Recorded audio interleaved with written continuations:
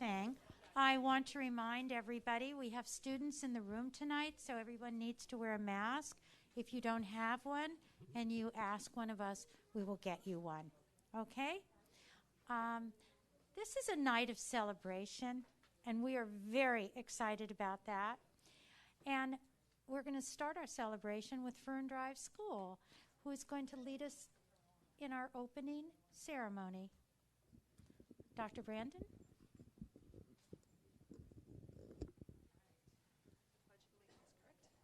All right, I will hold it. Okay, we're going to do the pledge. Would you like to come closer to the flag? Do you want us to come closer? Yeah, sure. Let's go closer to the flag. Come on, right here.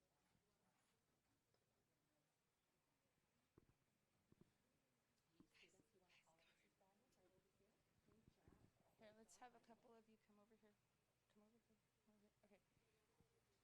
You guys ready? Let's get you right there. On the count of 3. 1, 2, 3. Please stand. Okay, ready? 1, 2, 3. Place your right hand over your heart. Ready, begin. I pledge allegiance to the flag of the United States of America and to the republic for which it stands, one nation, under God, indivisible, with liberty and justice for all. Hi. Before you go away, do you have any family with you here tonight? Would you tell us your name, your grade? At Fern Drive, we have many different activities for all students. A few weeks ago, we had our Apex fundraiser. It helped us raise money for our school. As a reward, we had a huge dance party at the end to celebrate. We also have spirit days like Twin Day, Pajama Day, and Crazy Hair Day. We celebrate different holidays like International Dot Day, Hangul Day, Halloween, World Kindness Day, and 100th Day of School. The Student Council also likes to sell cards called grams to show our friends and teachers that we care about them. We also celebrate success with our weekly Pipping Awards, monthly Character Trait Awards, and our academic trimester awards. And we would like to thank our esteemed school board, President Sugarman and Dr. Pleka and Cabinet for allowing us to come up and share a little bit about what we're proud of for Fern Drive, and we wanted to wish all of you a happy Thanksgiving.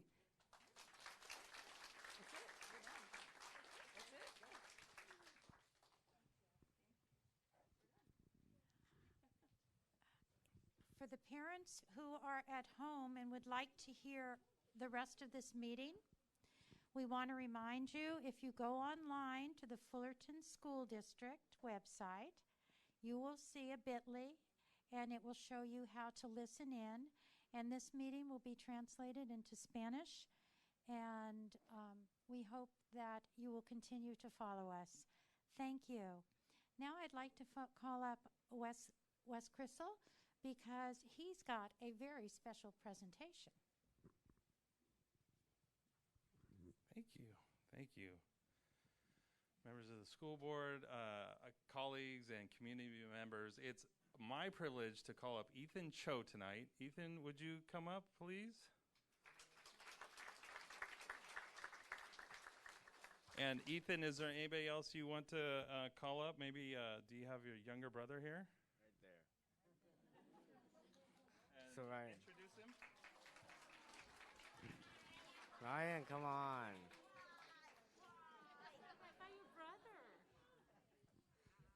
Okay, what's your brother's name? So my brother's name is Ryan, and he's a first grader at the same school I go to, Laguna Road Elementary.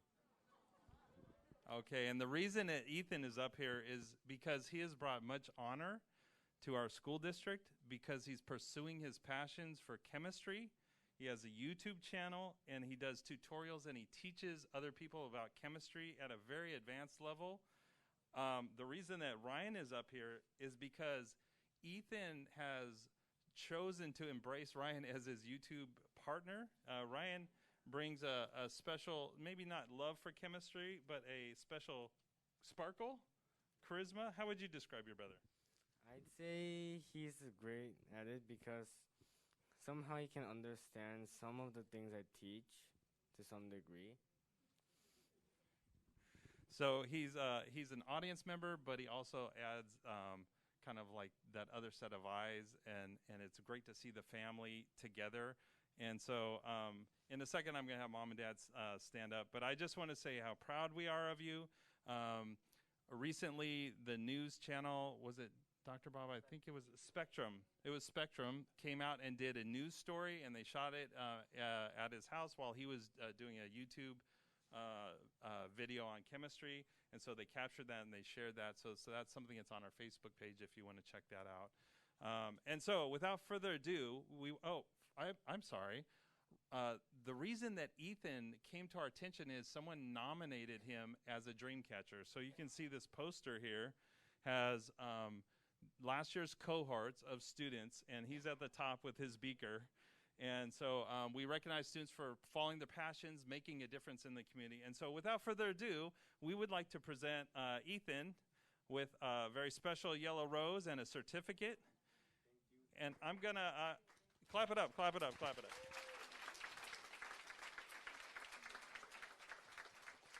And if we could call Mom and Dad up, can I take a picture with you? And Miss Sugarman, would you join the parents? You said no?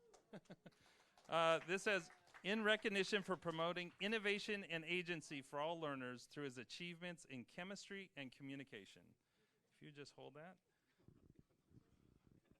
All right, here we go, people. All right.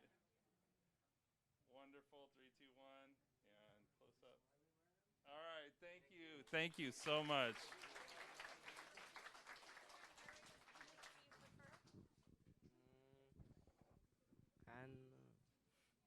Repeat the question for the audience. Is there an area of chemistry that you prefer? I tend to prefer more of inorganic chemistry, but I plan on moving on to organic chemistry soon. Good for you. Thank you for your leadership in that area. Whoa. Thank you, Wes. Next, we have a very important and special set of recipients that this board cannot tell you how much we are proud of. These are speech and debate national recognized students. This is huge. We have only been in speech and debate for a very few years compared to most districts in this country. All of our schools did it last year. And now Julian Lee, Dr. Julian Lee, and Janelle Lau are going to come up and share with all of us the wonderful recipients of the highest honors of the National Speech and Debate. Now remember, national, not Fullerton, not California, national. So proud. Thank you, President Sugarman, Board of Trustees, Dr. Bob, Dr. Pleka, and Executive Cabinet. We want to welcome our students, our parents, our guests, our community members. I see Sal back of the room, Tina Harrow, who is our co-conspirator from Advantage Communications. And I want to bring up to the front here Dr. Edelyn Lau. She has been an amazing force behind the program. And with that comes so much hard work behind the scenes. So just a brief moment for just heartfelt gratitude for our staff, our teacher coaches I see in the room. I know you are screaming the loudest behind that Zoom camera. I see it, I hear it, I feel the energy. You are the biggest cheerleaders. We recognize your above and beyondness with service and support for our students. Parents, we cannot do this without you. We know this takes just so much commitment on your end, hours, allocated time, space, encouraging your students to not give up. And not to mention the students. It brings tears to my eyes when we see not only students flourishing with the program, to see how you've grown with those who've been committed over time, to the development of the skills to be able to articulate such high level, whether it be a narrative, whether it be poetry. It's amazing, and you never cease to amaze me with your persistence, your endurance with the program, as well as your grit. So we want to honor you tonight. I'm going to hand the phone to, I'm I'm going to hand the phone over to Dr. Edlin Lau, and we are going to have our board members stand, if you may. We're going to honor our students, and we're going to be passing out some certificates and flowers. Can I ask, would Chia come up and help us give these out? Because without you, this program wouldn't have gotten off the ground. So please come up and join us in giving the awards.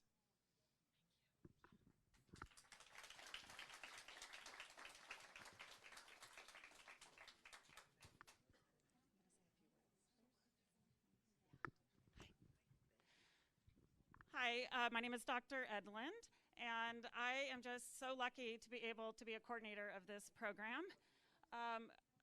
We are only entering our 4th year of this program, if you're not aware of that, which means we've only had 3 years to even try to send students to nationals, and every single year, thanks to Advantage Communications and all their expertise, we've been able to send students every year. Our first year we sent 2.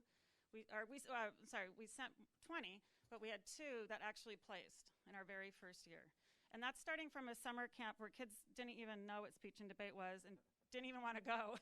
You know, what middle schooler wants to learn how to speak in front of people? Probably not a lot of them, but except for the 8 in this room. I don't know. Even one of them is shaking their head. And so we grew the program in partnership with Advantage Communications. They bring amazing expertise and knowledge about the art and science, basically, behind speech and debate. Sal is he lives and breathes speech and debate. He grew up in speech and debate. He's competed. He's won at the national levels in high school and college, and started the program for his love of it, to build that at a high school level, and saw the opportunity to build it at the younger levels also. So we're really a unique district that we offer not only a middle school program, but an elementary program, 4th, 5th, 6th, 7th, and 8th graders. That's pretty special. And his staff is also amazing. So he only brings people who have that kind of experience as well in terms of winning at the highest levels. And so Audrey, our district director for, an Advantage district director for our district, she was actually a student of Sal Tinajero. So she's definitely come up through the pipeline, and she's amazing. And we just really value our partnership. We have to work together on a lot of different things. Logistics, things that work for them, things that work for us, things that work for teachers and students. And so I'm just really lucky, like I said, to be able to partner. It would be a mess if we didn't have the right people, because it's too many details. So I want to recognize several people tonight, but definitely I would like to recognize Sal Tinajero, the founder, and our vice president, and like I said, district director. Someone who's not here tonight, she could not be here, unfortunately. She actually started the program in Fullerton with Sal. She was our first district director. Her name is Finny Vong. And she just dedicated her entire life, I think, for 3 years, 7 days a week, just tireless efforts, just making sure that the kids had what they needed, they felt comfortable, but that they had the skills. These students aren't just learning how to memorize something. I think there's 15 different events for middle school. There's a lot of different events. And debate, that's a whole separate thing. And these students are learning how to enunciate.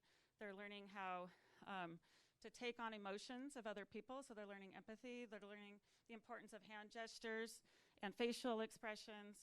So they're learning so much more than maybe what it seems when you just watch them or if you just hear about it.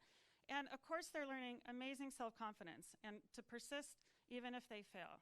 And to me, like, that's priceless. So if I could drop this mic, I would do it on that, because that's what we want at the end of the day, is that these students know how to recover when things don't work out, because things don't always work out in life. So, we have some things for Finny, but we'll give those to you to take to her. But Finny just has the biggest heart. She is full of love. Not only is she full of experience and expertise, but she loves these kids. And all the Advantage staff are really great with kids, which is special too. Couldn't happen without that as well. So, two more recognitions, actually, maybe a few more. But our teacher coaches, every school has a teacher coach that liaises with the Advantage coaches. And And we could not have this program without them and the support of their principals, every single one of them. So I just want to thank you for that. In fact, if you are a teacher coach, if you could stand up, because we have one from every school that's represented for the nationals winners tonight, which is pretty awesome. Woo! So these coaches are also tireless in their efforts to support the students, and they're learning a lot about speech and debate skills too. Some of them bring a little bit of experience, but Advantage guides them in that way. But they also are there to be, the cheerleader, right? To build that team spirit, to make sure people are showing up where they're supposed to be, or on Zoom when they're supposed to be on Zoom, helping them recover when they fail or when they don't do as well as they wanted to. And one of the things I most appreciate that I don't want to forget to say is when we had to go to distance learning, that was almost immediate. We had to cut most of our programs, meaning we couldn't offer most programs through distance learning.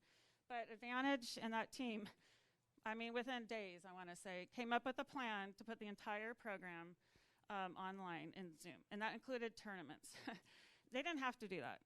And that meant the world, I think, to the kids, because we've had the same number continue to participate. And we have a hybrid model this year, so we'll get to go in person. If you make it to semifinals and finals, you'll be able to go to person coming up in a few months. So very flexible. We're working through the program, making it better and better every year. And I also just want to thank the principals again.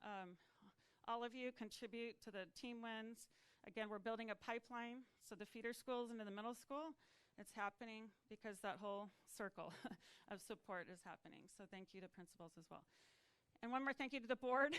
I know this is probably longer than we expected, but I just want to thank you so much for all your continued support for this program. It means a lot to me, but more importantly, it means the world to these parents and these students and teacher coaches as well. So, okay, so if you would like to stand up here with me to just recognize the students, because you were a part of this as well. I'm going to call out the names. Yeah, and then yes, that would be amazing. They should be in order going that way, except for this. So I'm going to start with Fissler, and if we could have Nikki Mahar come up. She is the teacher coach representing.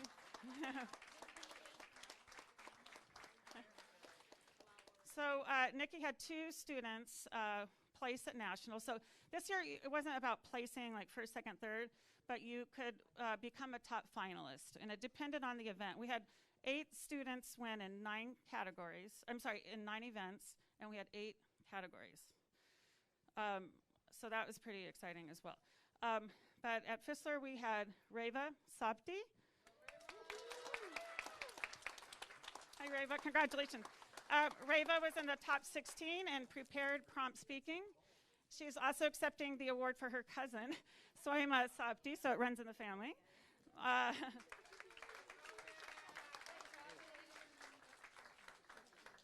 And Soima won in the Pro-Con Challenge, top 20.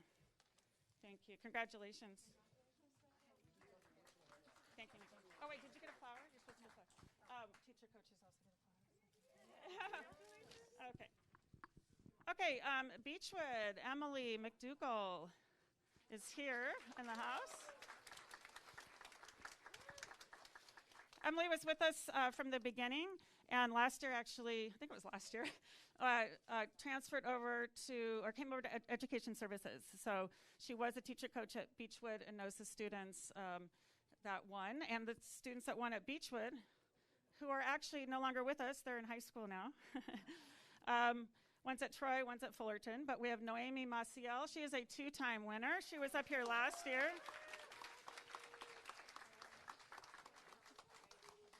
In original oratory, top 14. Congratulations.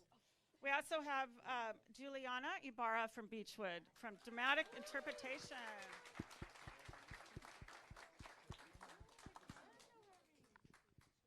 And Juliana won in dramatic interpretation.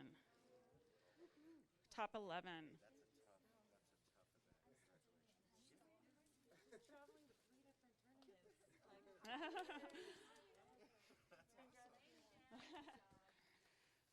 Okay, Parks.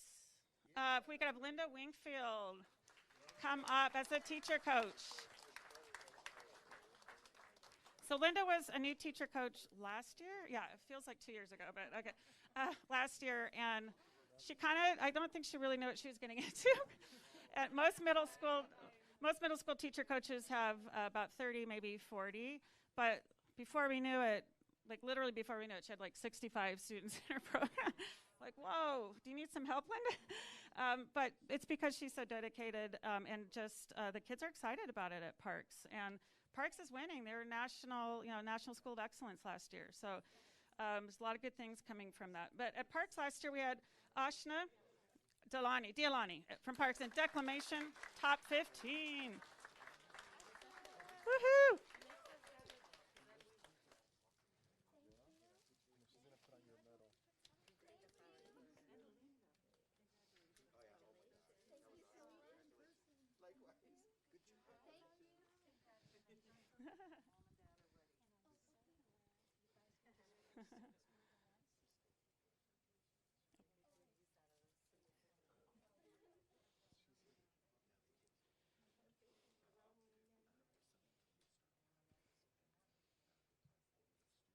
Okay, thank you so much.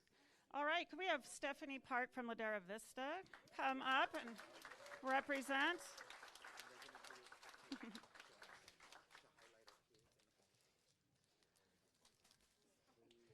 Congratulations, Stephanie. Had 2 students win 3 awards. That's pretty amazing. So I'd like to start with Molly Cooper.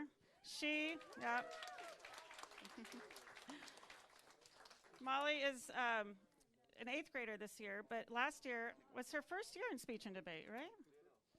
I know she's been in stage. I believe that was her first year in speech and debate last year. Richmond Elementary. In speech and debate? Oh, no, sorry. Okay. She won in informative speaking, top 10, and then she was top 13 in prose. So that's pretty exciting. Too many awards to carry right now. I first got to know Molly when she was Tigger in a Winnie the Pooh play in our summer stage program a few years ago. She was amazing. Thank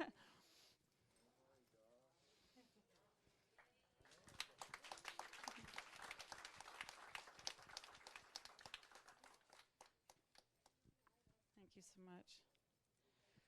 Last but not least, we have Hikari Dow from Nicholas and her teacher coach, Mucio Vidales.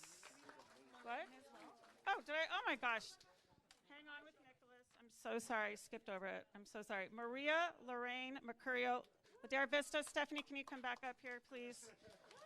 Pros. I'm so sorry. I didn't mean to do that. She was top 13 in prose.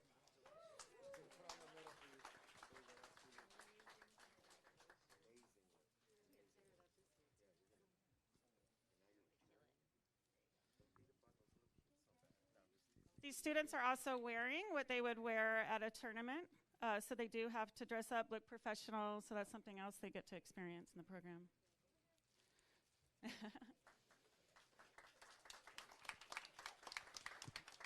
Okay, Mucio Vidales, could you come down for Nicholas?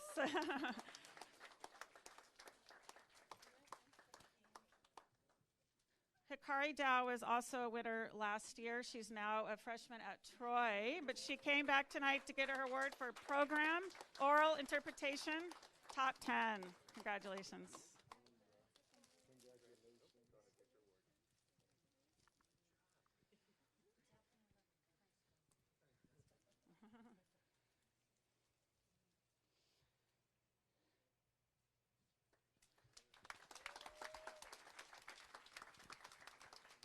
We have a few more recognitions. In order to get to finals, we have 2 teacher coaches become lead teacher coaches. And they are the ones who become the only really liaisons, or the main liaisons between the parents and all the students that go to nationals and all the events and advantage communications coaches. So I'd like to recognize them as well. Is Ivy Nino Franco here? Okay, well, Linda, would you like to come up again? You're already up here. Right there you are. So Linda, she didn't have enough to do last year with 65 students. So she thought she'd also be the lead teacher coach. But it was great because she did have so many students from Parks actually go. So I'm going to offer another rose. Yeah. Okay. Thank you so much for your double duty. Okay. Okay, the final two recognitions. We actually, last year we had one school qualify for a National School of Excellence, and this year we have two. So we have Parks returning as a National School of Excellence for the second year in a row, and also Fissler. So I'd like the...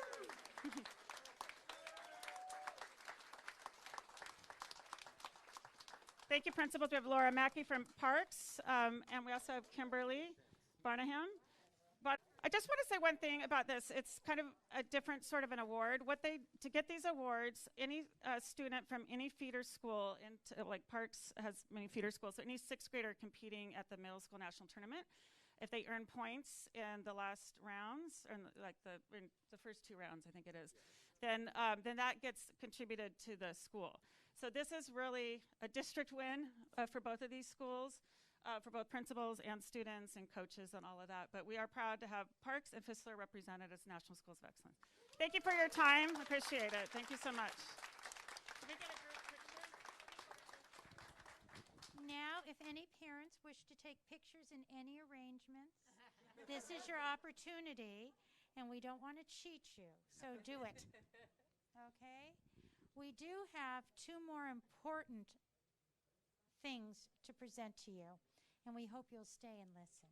Ladies and gentlemen, thank you. I'd like to...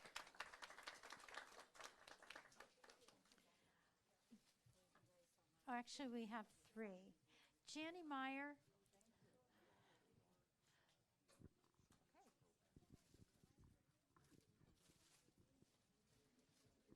How exciting, everything that's going on tonight. Congratulations, everybody. I have the very special privilege. I'll wait till we get a little. Thank you. I have the very special privilege of honoring one of Fullerton School District family members who passed this summer. She was a lady that I met in 1963, and I had a lot of connection with her family. I think some of the family members are here. Will you come up while I talk about your mom?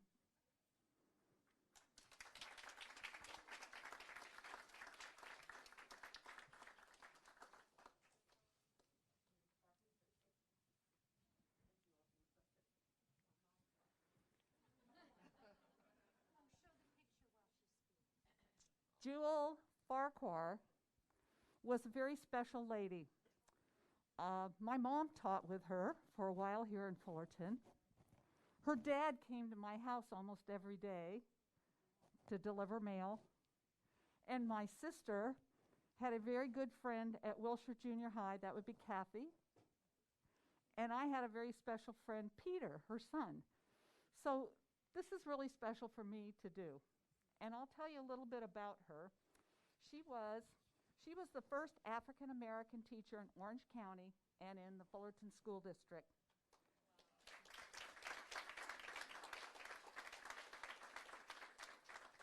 She was a teacher and a counselor at several schools.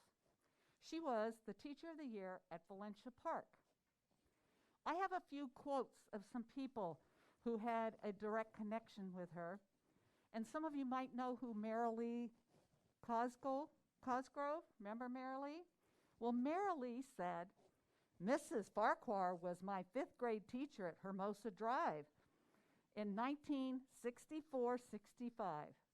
I'm still friends with many classmates as we were together kindergarten through 12th.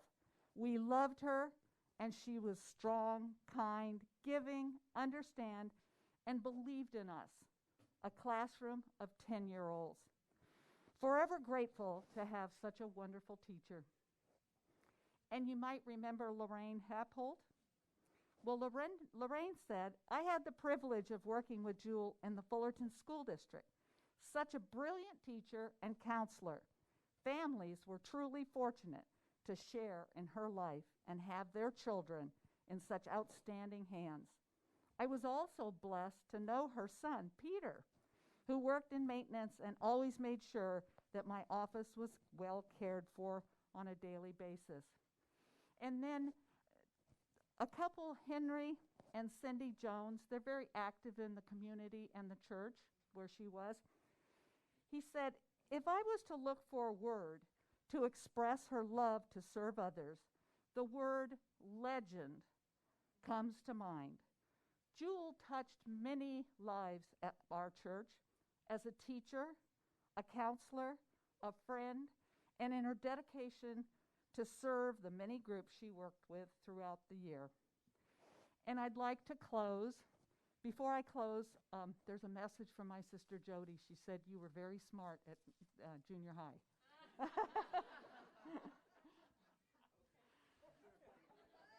I will close with Jewel was a legend in her time. Her presence for 99 years touched so many.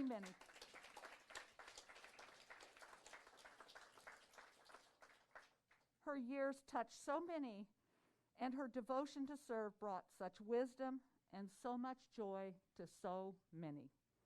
Your mom was a dear.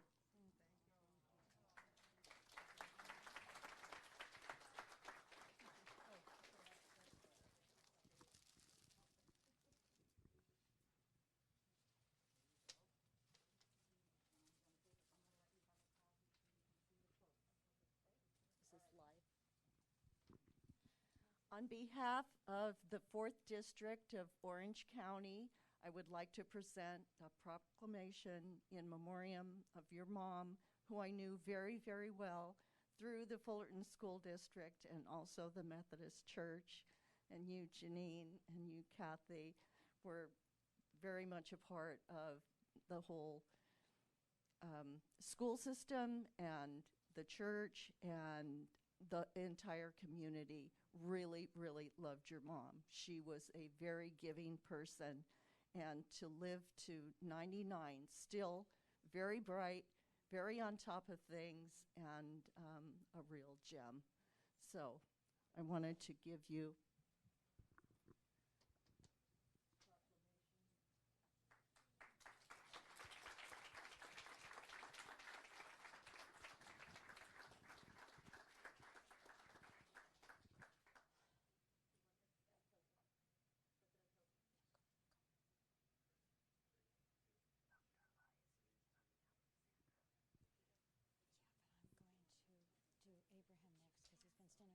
Ladies,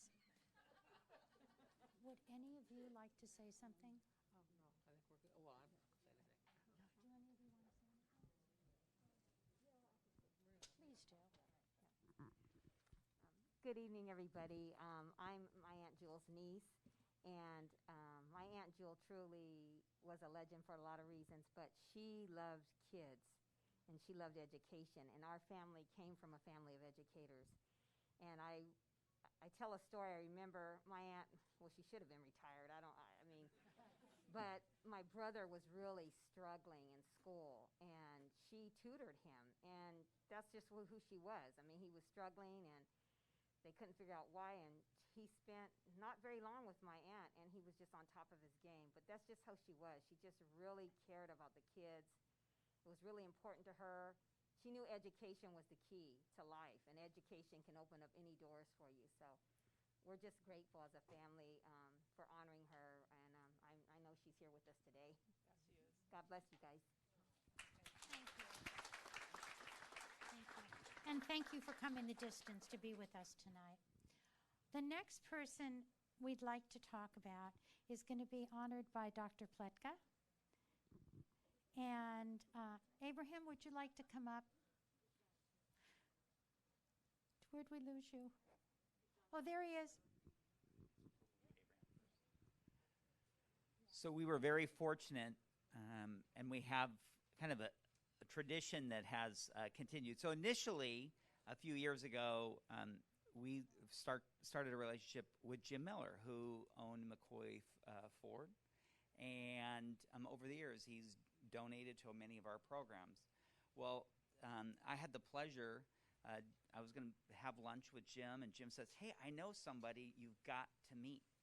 And so I met with him, and he said, "Hey, and Abraham has just bought Fullerton 4 now, and he's somebody who wants to be very involved in our community." And so began talking and hearing and listening to Abe and Abe's story. And what came out really quickly is Abe was somebody that wanted to mentor others and be involved in the lives of kids. And he has a story that he shared about somebody that inspired him. And we told him about a program that we have called Rising Stars. And they are kids that have faced extreme adversity, and despite it, have worked and are trying to overcome that adversity. We have kids, won't name them in this setting, but a boy at Richmond last year and had no father, and his mother died and was being raised by his grandmother. And another child in a foster home and without a mom or a dad. And there are so many stories of kids that have faced these sorts of adversity. And we have a program where people are mentored and our kids are mentored. And so Abraham at that point said, "I want to be part of that." And we have people sometimes in the community that will say, "I want to be part of it." And then when we say, "Okay, well, here's when, we have this date and time, we'd love to have you come," sometimes they don't come. But Abraham, not only is he a part of the mentoring program and have already adopted a mentee, but for the entire program, he donated 75 bikes to all the kids in Rising Stars. They also got, in terms of also helmets, and we want them to be safe too, all those good things. So he was the man that not only donated, but wanted to be part of it because he wants to make a difference in the lives of our kids. So I just want to recognize Abraham and thank him from the bottom of my heart, not just for the donation of the bikes, but really the gift of time and service and mentorship that he's giving. So thanks. Thank you very much.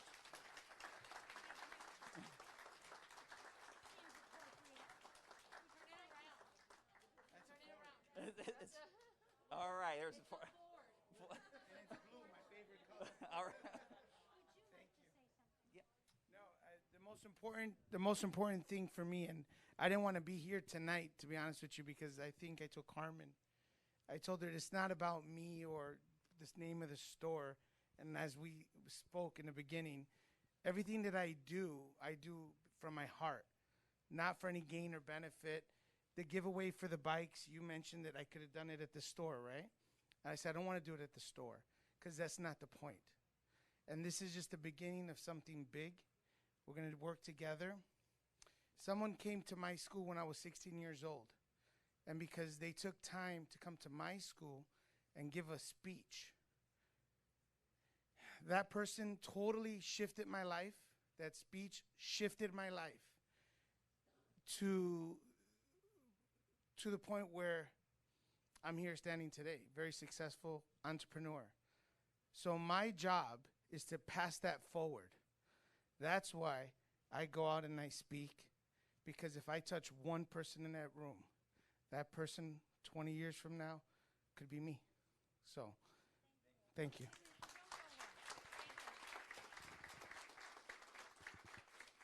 I want to clarify something, okay? We want you here, one, to honor you, and two, to thank you. Thank you from the board, from the students, but also we want you here as a role model so that the people in this room and all the people they know that they're going to talk about you tomorrow, the press may be writing about you, and online in 2 languages, people will be hearing what you did. Because how do we inspire others to step up if we don't honor you publicly? And that's one of the main reasons we're here. And by the way, I have other ideas for you. 10 more seconds. I want to just be the beacon of light, because it's not, life is just not about making money or the nice suits or all that stuff. It's about changing people's lives and touching them. And if they could see that a kid from Chicago like me, from Humboldt Park, Chicago, that grew up in the public school system in the inner city, can make it, all of us can make it. And that's what I want to be, that beacon of light. And by the way, I spoke to Ingrid in the art program, and I'm sponsoring the entire year. So every single month, the art program continues. So thank you for being here as well. Do I call Zhang?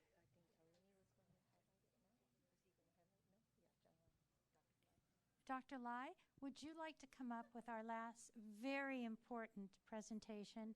And Mr. Thakor, would you like to join her, Trustee Thakor? Thank you. Thank you so much. In this room tonight, we've seen so much excellence and quality. And this continues with the next person that we are going to honor. We know in this district there's a lot of quality and committed folks. That's why we have quality programs and we have quality students. So continuing this tradition, I would like to invite Sandra Mendoza to come up.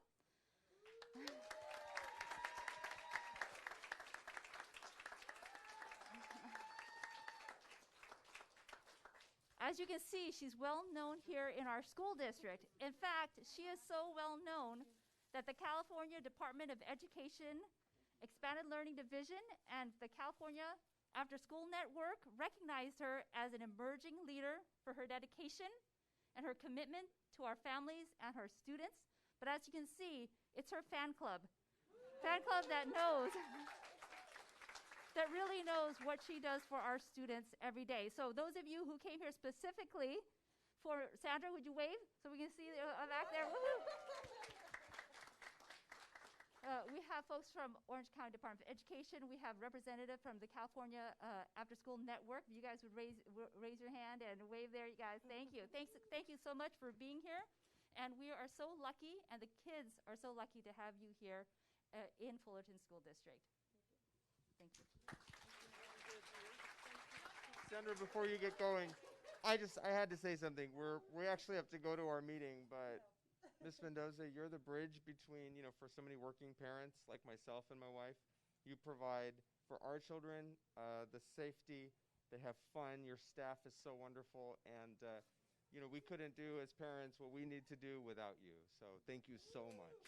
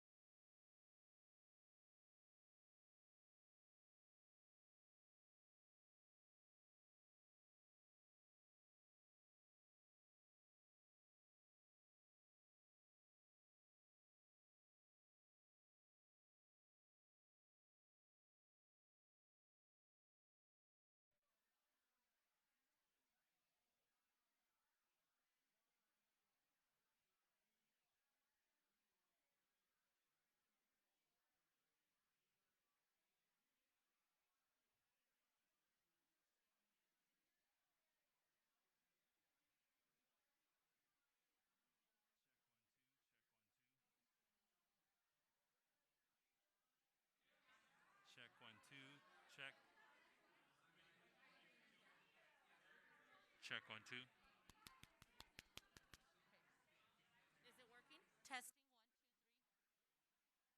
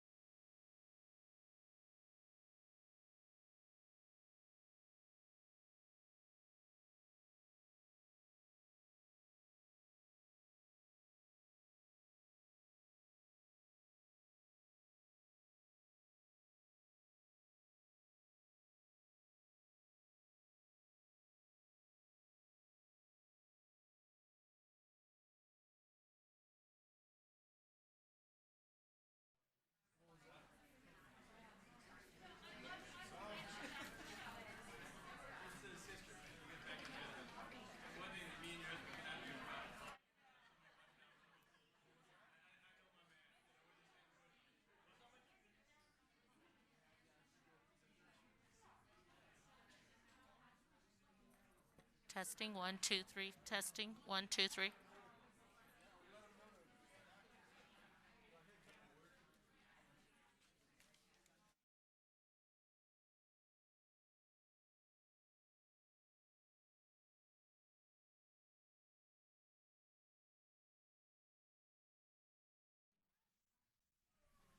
Hi, everybody.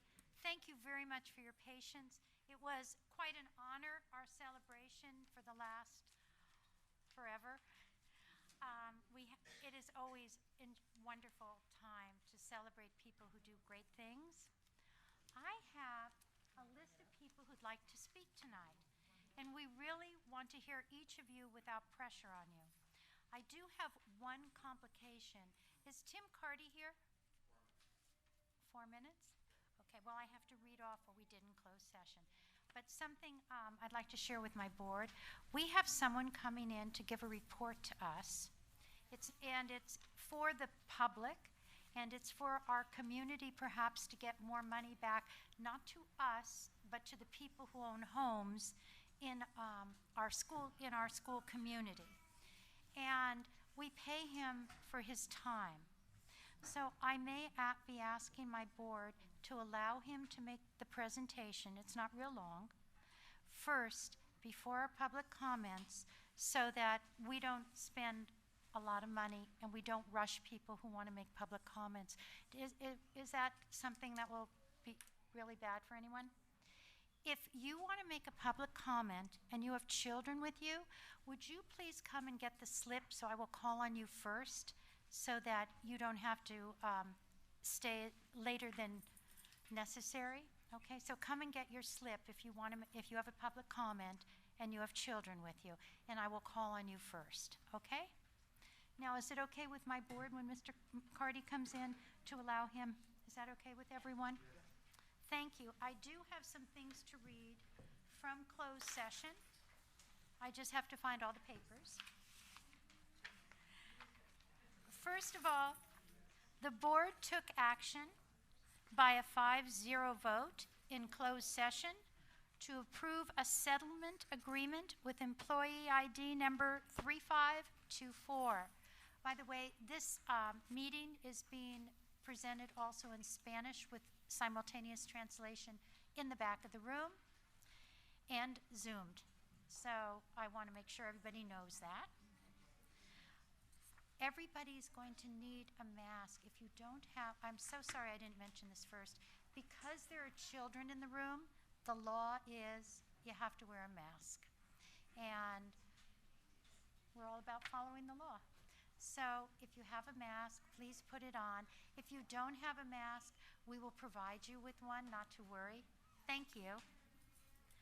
The board took action 5-0 in closed session to approve a settlement agreement with employee ID 1201. The board took action 5-0 in closed session to approve authorization to allow the Assistant Superintendent of Human Resources to serve a notice pursuant to Education Code Section 44938B on permanent certificated employee ID number 5470. And those are the actions we took in closed session. Mr. Carty, I see you are here. Yes. We are going to ask you to present first, and because we have a great number of people who've been waiting to make public comment, and we don't want to have you here till 10 o'clock to speak. So please take the microphone and move right forward.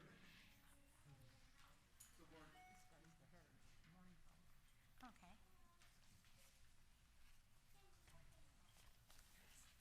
Good evening, board. Oh, we can't hear you. Exactly. Sorry about that. Yes.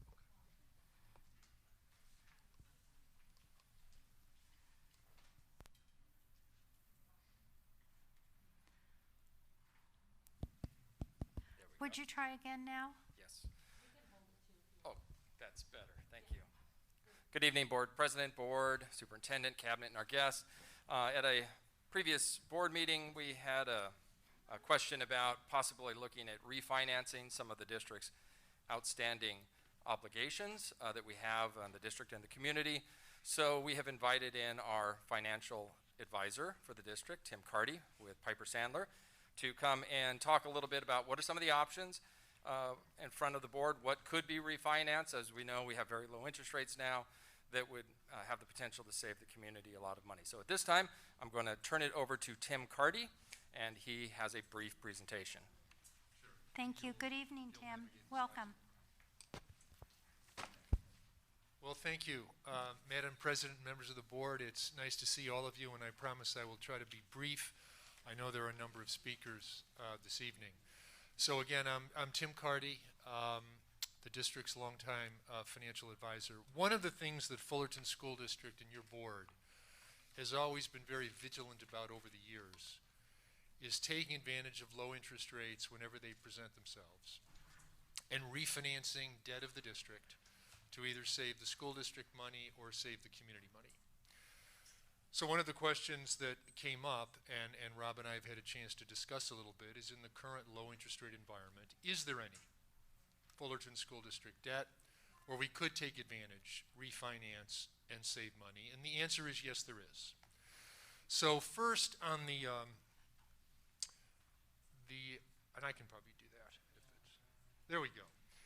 So before talking about the piece of debt that we can refinance, I thought it would be helpful for just a moment to look at a couple of the pieces of debt that are on the books where there really is not a refinancing opportunity. So the general obligation bonds of the district, the measure CC that was passed a number of years ago. Let me see, Rob, I might, the down arrow. Ah, there we go. Well, okay, there we go.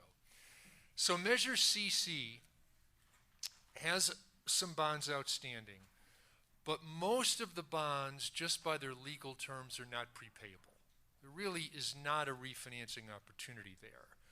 The ones that are prepayable, which are the blue ones on the right, and I'll do the best I can here with the slides, they carry a 3% interest rate. And that's not low enough, I'm sorry, that's not high enough that if there was a refinancing, it would really save the community any money. So on the general obligation bonds, we've actually refinanced 3 times over the years. So your board has taken advantage of low interest rates to refinance the bonds, the general obligation bonds in the past. Most of the ones still on the books can't be prepaid or refinanced. The ones that can, 3% interest rate. So there really is not an opportunity there. So then if we look at, Rob, I may call upon you to help. Oh, there we go. So someone's going to, Carmen, oh, thank you so much. So another piece of indebtedness that the district has on the books are certificates of participation. This is not voter-approved debt. This is not repaid by the taxes which are borne by the community. This is really indebtedness of the district. So if we can look at the next slide, again, the certificates of participation have been refinanced twice. They were refinanced, I believe, in 2010 or 11 or so, and then we readjusted the interest rate in 2017.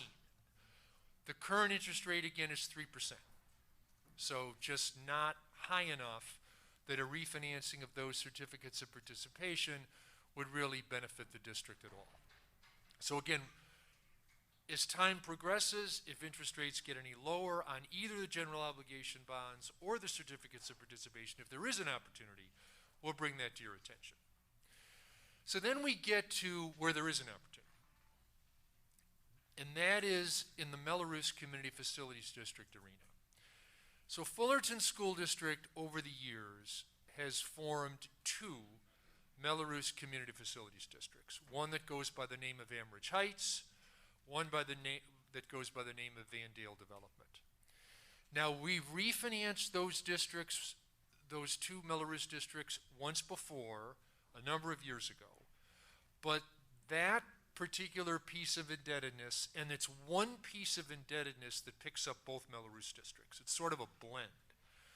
That's where there is an opportunity. So if you look at this particular slide, and if you look at the column, that column second from the right, you'll see those interest rates, they're a lot higher than 3%, okay?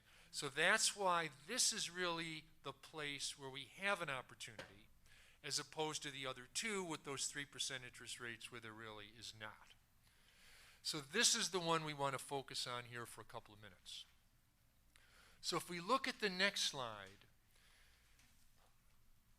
this is sort of the bellwether interest rate that we look to try to determine if there are opportunities to refinance. What investors look at is the 10-year United States Treasury note.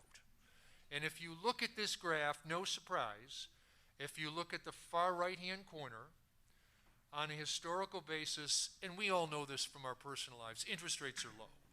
They're not really those extreme lows we saw in 2020 at the height of the coronavirus, but they're low if you look at that lower right-hand portion of the slide. So what does that mean if we look at the next slide? This is really the overview of what's available. So there's about $10,580,000 on the books of the 2013 Melrose Community Facilities District bonds that are comprised of Amherst Heights and Vandale Development.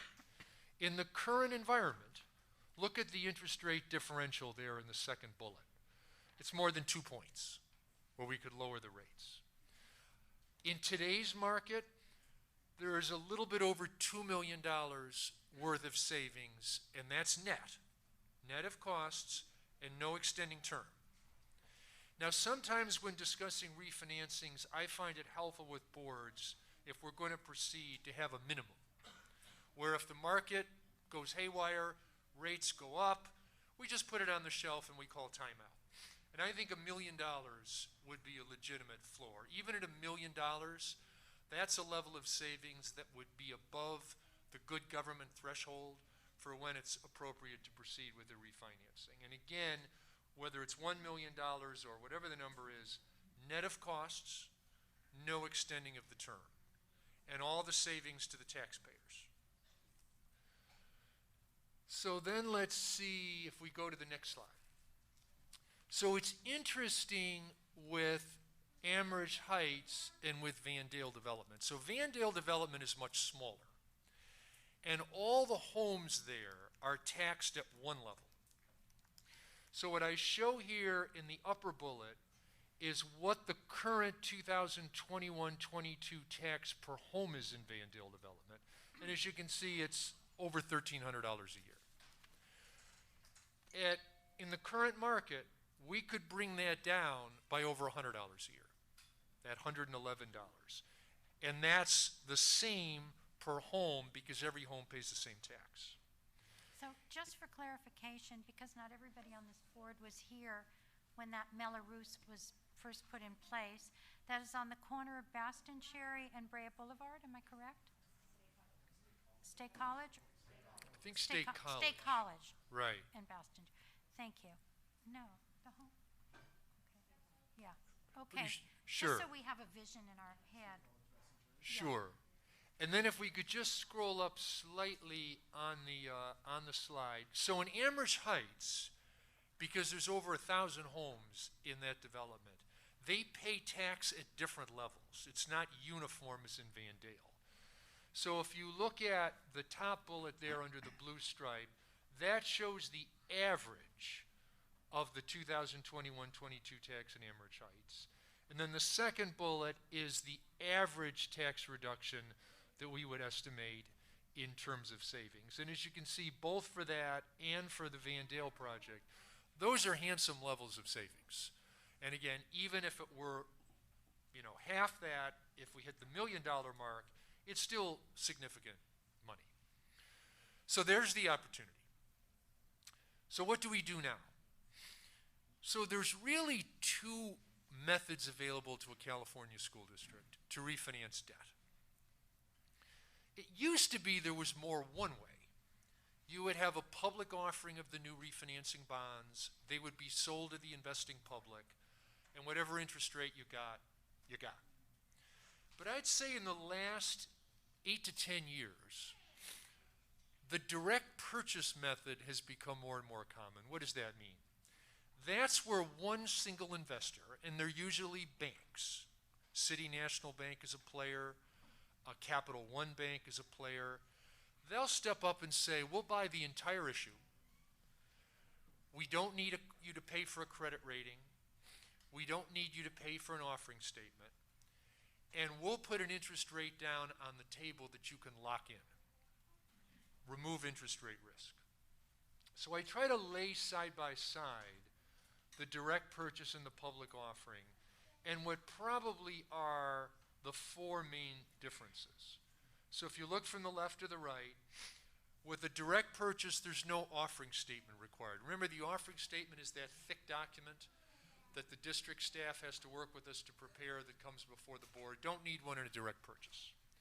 Don't need a credit rating with the direct purchase because the direct purchaser does their own analysis. The transaction costs are less.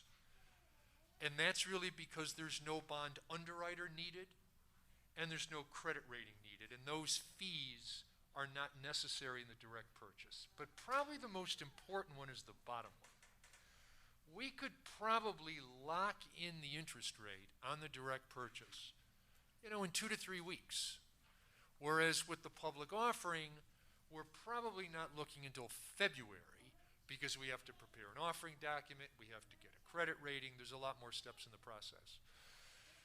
So what I was thinking, and I was conferring with Rob about this is, I think that the best approach, remember with the direct purchase, there's a very limited number of players out there. that might participate. Sometimes there's only one or two. Sometimes there's zero.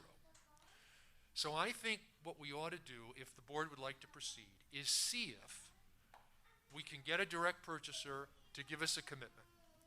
If we get that commitment and we compare it to the public offering and it's favorable, we proceed with the direct purchase, because we know people are nervous about inflation. Who knows when we get out to January or February what rates might be. If we can lock in an interest rate now and it looks favorable to the public market, then I would say we proceed, and this could be completed January or February. If for some reason there are no potential direct purchasers, no one gives us a commitment, or we don't like the interest rate, then we can always proceed with the public offering and see what the market looks like in January or February. But I would recommend plan A ought to be the direct purchase. It's less costs, less interest rate risk, easier on staff, and easier on board. So why don't I stop there, Rob? Yes, and just one more time, and thank you, Rob. Either one of these. Do not extend the term, and again, all the savings go to the taxpayers and all the costs are net under either one. It's just a matter of who the investors are, whether in the direct purchase it's a bank with which we work, or the public offering it's the entire universe of the investing public. So maybe I'll stop there. Yes. Yes, and see if there's any questions. Who has questions? Do you have questions, Lino? Thank you so much for being here to explain some of this. I think I would be in favor of the direct purchase option, especially because I am worried about interest rates rising over the next few months. But it's certainly not a question of the district's credit rating, right? We're viewed as favorable or having favorable credit by banks, correct? No question. The district has an outstanding credit rating. So with the direct purchase, it's just that the purchaser, in a sense, they do their own credit analysis, so they don't need to rely on Moody's or Standard & Poor's. But it's not a question, 100% right, it's not a question of avoiding the public offering because of our credit rating. Our credit rating is actually outstanding. Just to follow up though, how long would we be able to hold the locked-in interest rate if we wanted to pursue, or maybe have banks play off of each other to try to negotiate a better rate for the district and the taxpayers? Right, so here's how the process would work. If we wanted to proceed with the direct purchase, what I would do is I would draft a letter for Rob to send tomorrow. There's really two main players right now. Citi and Capital One? Yeah, on the direct purchase. And the big one is City National Bank. We've done a number of these Melrose District refinancings with them. They understand Melrose. They like Melrose. They like Orange County. So if we get a commitment from them, whether we could get one before Thanksgiving or not, but let's say we could get one in 2 to 3 weeks. If we like that, they'll hold that rate for probably 45 to 60 days, which would mean we would come to your board probably in January for approval of the legal documents, and then we would close. If we can get more than one bid, sometimes we can get the banks to negotiate against one another a little bit. But sometimes there's only one, and the comparison shopping we do is that versus the public offering, right? And if we like what we've got in the direct purchase, then we proceed and close that. Okay. Beverly? Are we missing something? I mean, am I missing something with the public offering? I mean, as I'm looking at this, it would make a lot of sense to go with direct as opposed to public. Is it just if there's no direct, then you have your public? That's correct. The interesting thing with the public offering is very often with the direct purchasers are looking for certain parameters, a certain size, a certain length. For example, we have about $10.5 million. If it was $50 million, we'd do a public offering because $50 million would be too large for a direct purchaser. So for this particular refinancing, I think, cross our fingers, it fits the sweet spot for the direct purchaser. It's the right length, it's the right size, the projects are built out. Remember, if it was raw land, we wouldn't have a direct purchaser. They're all developed, it's all homeowners, the district has a great name, it's North Orange County. So that's why, in this case, I think we have a a real shot on the direct purchase. But there might be others where there isn't a direct purchase option and you go with the public offering. Thank you. Janny, do you have any questions? I think you answered the question. If we don't get a direct purchase, do we automatically go to the public offering, or do you come back to us for that? Well, it's up to the board. What I would recommend is if let's say we come up dry, let's say the direct purchasers say we're full up. We've got enough Melleroos in our portfolios, they're just not there. Then I would recommend we proceed with the public offering, because there's still plenty of savings available on the public offering. And if interest rates, even if they tick up a little bit between now and February, we should still proceed with the public offering. Okay. So I think either way we proceed, we just do a plan A, plan B if the board agrees with that. Thank you. Thank you. Lionel? Yeah, I was going to ask, and is the savings the same for both as far as to the taxpayers? Well, that's the interesting question. The savings on the direct purchase, if we get a commitment, it's knowable now. The savings on the public offering would not be knowable until, say, February. So it's a little bit of a judgment call. So, for example, let's say we get a commitment in a week from a direct purchaser. What I'll do is I'll compare it as of that day to what theoretically we could get in the public market. And if the savings are more, or even if they're close, we might say, let's just take the direct purchase because we eliminate interest rate risk. So it's there's a little finesse in it, but we run this pattern a number of times with other school districts. I think we have a pretty good feel when we get a direct purchase commitment if that is the way to go. And just try to recommend what we think in the long run is in the best interest of the district and the taxpayers and the CFDs. Could you explain that? No, let me just ask this way. The school district itself could get an advantage, but this board has traditionally given that advantage back to the public in their tax breaks, correct?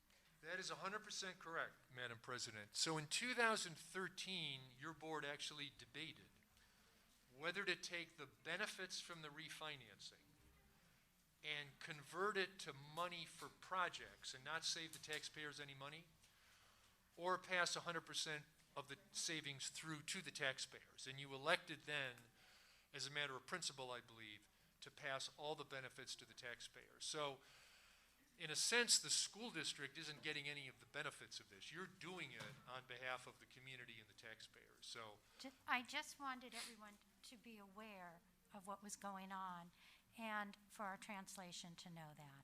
right. Thank you very much. These are tough times for people, and they may truly appreciate any tax benefit they can get. Do I have a consensus that we'd like you to go through, with the offering first? And we have our fingers crossed that you will do well. Through the direct purchase. Direct, that's what I meant. Yeah, direct as the offering. first option, right? But if Yes. that, for some reason, doesn't materialize, still proceed with the public offering, as long as we hit that minimum of $1 million. If we can't hit that, we'll just hit the pause button and wait for another time. Go get that money. Yes. Yes. Thank you. We really appreciate you coming and speaking right away. And we don't have any other questions, I believe, unless somebody else has a question. Anybody? Okay. Well, my pleasure. Thank you for letting me be here this evening, and have a great Drive carefully. rest of your meeting. Feel free to stay. Okay. Bob?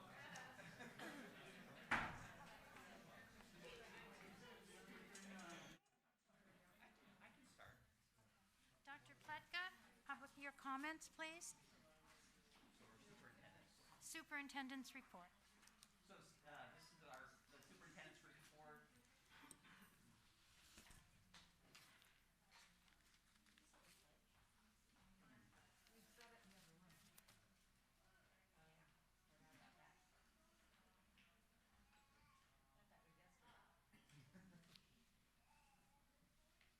So we sent out a letter, I think approximately 3 weeks ago,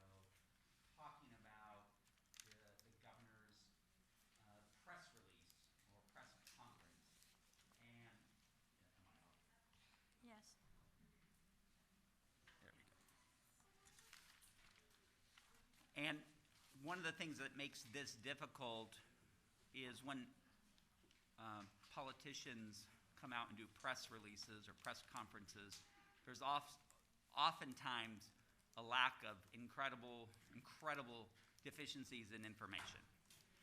So we're left trying to guess and predict the future, and at some point, a crystal ball 2 years away or a year later is imperfect. So what we try to do is describe what might happen based, again, on a press conference without any information other than what was said. Since then, we have not received from the state, from the health department, additional information other than additional comments in the news. But I want to reiterate some of the things that were said, and based on what was said, what could happen. And I'm going to also provide maybe my prediction of what might happen. So the governor said that starting as soon as January, that there could be vaccinations. However, at a pragmatic level, that would be impossible to do. And since then, talking to our lobbyists, not Fullerton School Districts, but lobbyists in the education who have had access to the governor, there is, at this point, nothing in the near foreseeable future to require vaccinations.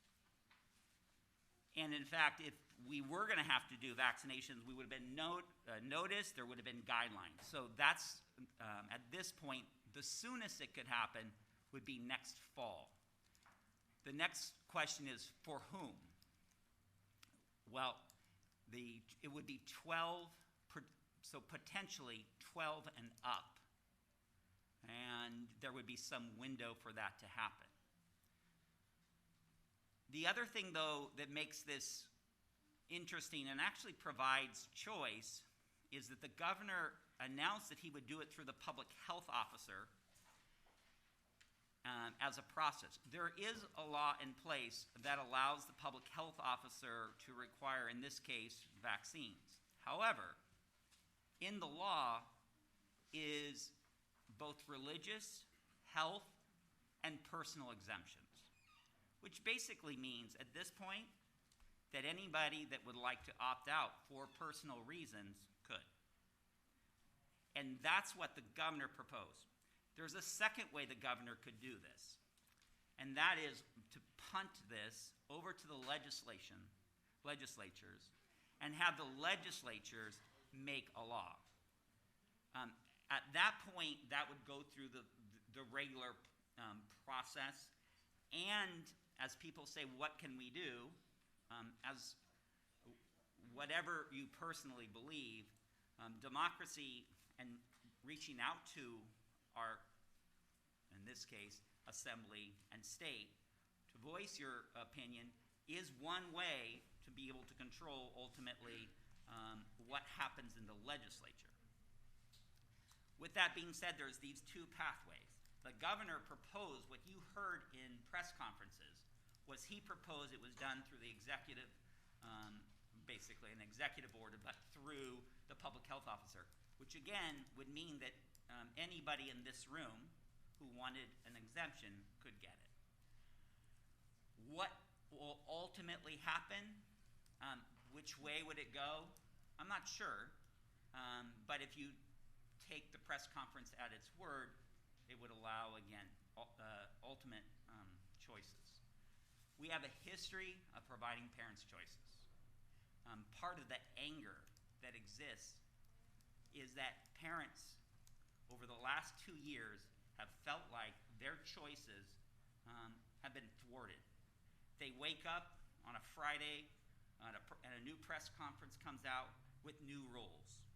And we're all left scrambling, and parents then have to react to the choices, and many school districts actually close for the majority of the year, And again, parents didn't have choices to have their child in an education setting. Even as early as this August, there was at one point an order that said that our employees would not have to, as an example, have to be vaccinated or weekly testing. And it changed again. At literally almost every week, parents have had to face a new question, a new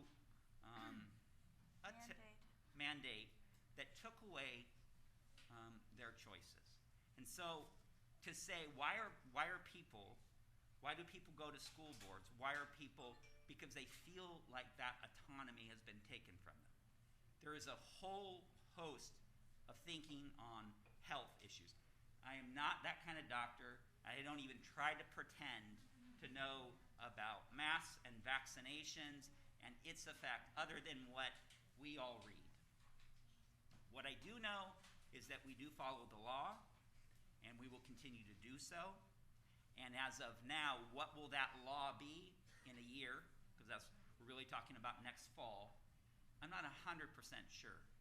But I do think that if people have a viewpoint, they should definitely express that, not only to here at our level, but I would really suggest people reach out to their legislatures to voice their opinions so that what ultimately happens represents the best in democracy. So right now, between now and the end of the school year, there's no vaccine mandate. As of now, we have a mask mandate, and we'll continue to follow that. Thank you. Appreciate the clarification. Do you have some comment you'd like to make tonight? Sure, just very briefly. For anybody that was here at the last school board meeting, we were going into the playoffs with the Fullerton Rangers soccer with my son's team. I'm not a very good soccer coach. However, the city did not do a very good job planning how they were going to reseed the fields. There were very dangerous conditions. I brought it up with our district. And we are having ongoing discussions with the city. We won the game. I think the other team couldn't deal with the mud very well. But, you know, this is a safety issue. The referees were concerned. The other parents were concerned. We were hosting. I mean, it should be a point of pride for the city of Fullerton when we host teams from out of town that our fields not be the worst. And I just want to thank Dr. Coughlin. You know, our roads, they have to drive on our roads to get to our fields. So. But that's not a district issue yet. But thanks to Dr. Coughlin and to Scott Schlaps for working with the city, and hopefully we can just get on the same page. I don't know why the city would decide to reseed a field the weekend before the last games, but fortunately we have a voice in this. 1 year ago, we were dealing with a huge COVID surge. We didn't know what was going to happen. This year, my family, we were afraid to get together due to the health of my elderly parents. And I just think I'm so thankful for what a difference 1 year can mean. I hope that everybody on the board, everybody in our school district, everybody that's here tonight, I hope that we're all able to give thanks on Thanksgiving and really every day. And that's it for me. Thank you.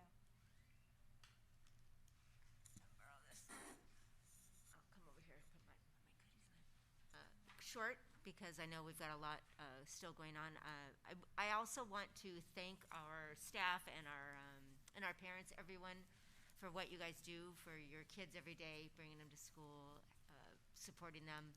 Our teachers, our staff. I know that COVID is still here. We're thinking it's not still here, and last year was a hard year for our staff and our teachers to do their jobs and to do it well, and I think we did a very good job. But this year, I think, is harder. I think the climate is different. The mental health issues are huge, not only with our students, but with our staff and with our parents and our families. Everyone has been through so much over the last year and a half, that I want to make sure that everyone knows how thankful we are of the hard work that is going on every day in our classrooms, on our school sites, with everything that's going on. So this is a time of thanks. So I just want to express my feelings of thanks right now. Thank you. Lionel? So I'm gonna keep on that same topic. So I do want to kind of share. Also, thanks to parents, students, kind of coming back and feeling some type of normalcy, knowing that individuals at all levels of professions have been impacted by COVID, and just kind of how the world around us has kind of reacted to some of this. So I just want to express both to students, parents, teachers, staff, we're here to support you guys the best we can as individuals in this. So also kind of, giving the sense of thanks to folks on this. We are here doing our best, trying the best we can, and understanding that COVID brought us some of these circumstances, and we do gotta try to address them and be open to trying to correct some of that. And hoping people can open up and share how they best feel like we can help support them on that, whether it's the students, teachers, and staff at all levels. It's impacted folks at all levels. It's up the stress levels, social, emotional. It is one of our goals, and we're going to continue supporting individuals at all levels. So just want to say that and just give thanks for all the hard work that we're putting into the school district. As amazing as it is, we want to continue doing that for the near future as well, too. Thank you. In the interest of time, I will tell you, I would have said the same thing he just said. That's my comment for tonight. Thank you. I do have a comment, and I am thankful for everything you all said.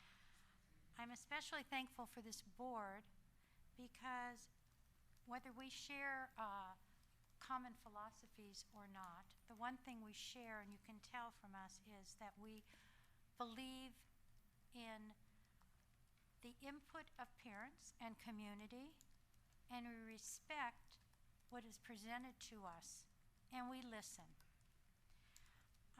I, for one, could not let tonight go by without saying I do not agree with the Department of Justice implying that if parents come to, or anyone comes to a school board meeting and says things emotionally or inflammatory or makes someone who's sitting on this dais feel uncomfortable and fearful, that they could be cast as a domestic terrorist. What they can be cast as inappropriate. And our police do respond for us. We have a wonderful relationship with our police department. And I, as your current president, would not hesitate to stop a meeting and let it be adjourned for an hour or two until tempers come down, or to reschedule. But the importance of community, parents, outsiders to come and speak to us is the essence of democracy. And you could hear from everybody on the school board tonight. We feel that way. So we welcome our speakers tonight, and I'm going out of order because you've waited so patiently, and I'm going to call our public comments before our other speakers. And I'm going to read you our rules, okay? Public comments, persons addressing the board meeting follows rules of decorum. Per Board Bylaw 9323, individual speakers shall be allowed 3 minutes to address the board on each agenda or non-agenda item. Dr. Hammett is our timekeeper, so don't be offended if he holds up his timer to tell you that your 3 minutes are up or almost up. The board limits the total time for public input on each item to 20 minutes.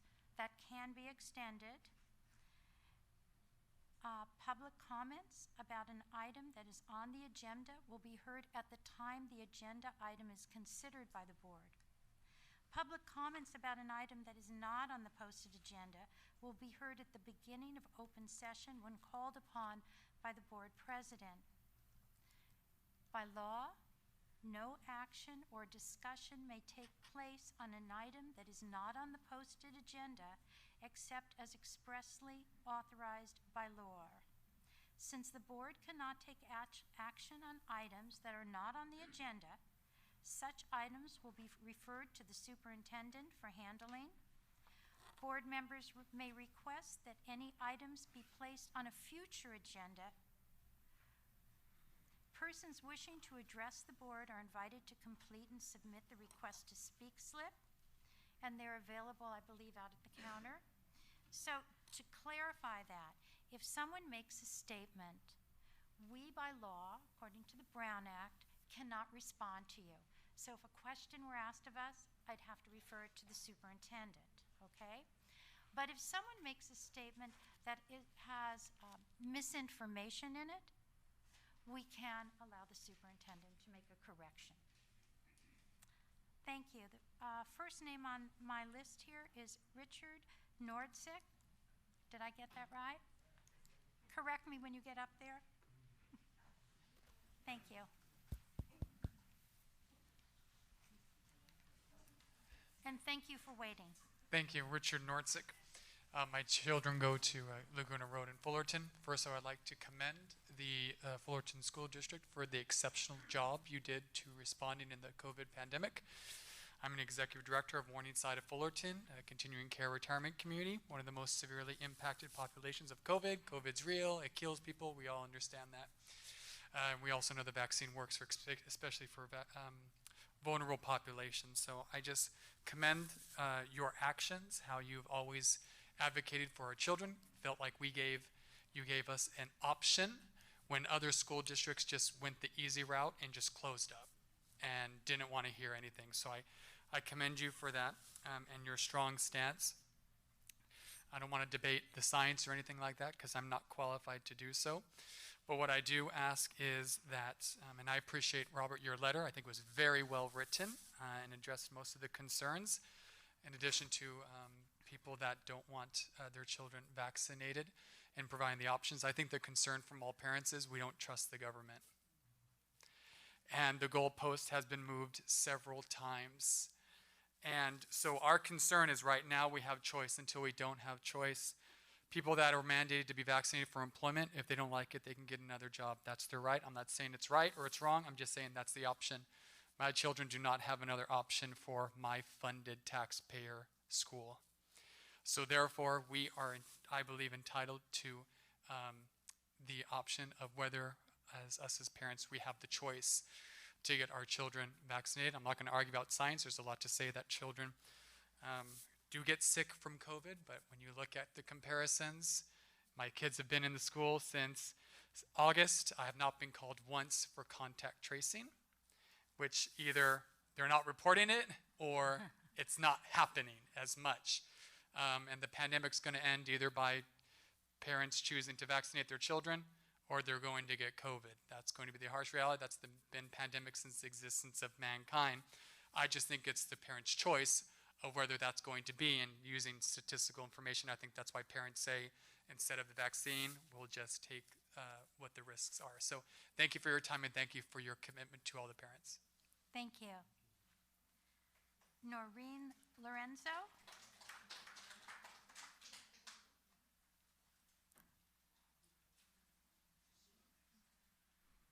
Well-behaved children. Thank you. I try. Keep them calm. Hello, my name is Noreen Lorenzo. My children go to Raymond Elementary. They're part of the dual program. I lived here in Fullerton for the past 33 years. We just recently moved to Brea, and I am actually doing a district transfer, because I came here to Fullerton at Richmond Elementary. I'm also want to keep my children in the Fullerton School District because it was such a great district. But as years have passed, my children are preschool and kindergarten. I feel parents' rights has been taken down. I feel we're losing rights as a parent, not just because of what the trustees or hear you guys do, but I feel you guys do have a voice. You guys say you guys don't have a say on what the government does, but I believe you do because you represent us. You are a step closer to the government than we are, and I believe you are there for a reason. We chose you guys because we know that you are going to hear us out and support us. I believe parents should have a choice. Either they decide to get vaccinated or not, or their children vaccinated or not. I can tell you from my testimony, my family has gotten COVID, all of them, except my children and myself. I directly had contact with them. I took care of them. We had a quarantine because due to my job, I had to quarantine my children.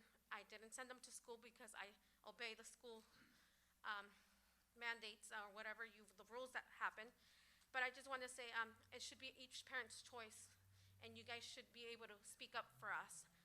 And you guys, as well as we talk to the legislators, because I've emailed them, I have called numerous times. I also feel you guys have the obligation to do it as well because you represent us. You represent the Fullerton School District, and you guys should be. And I'm not just talking about our children, but I'm talking about your employees, your teachers, because I have family members working for the school district, and they should have a say too.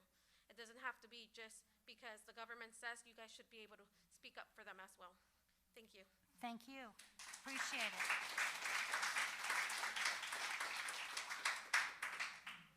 Miriam Buss.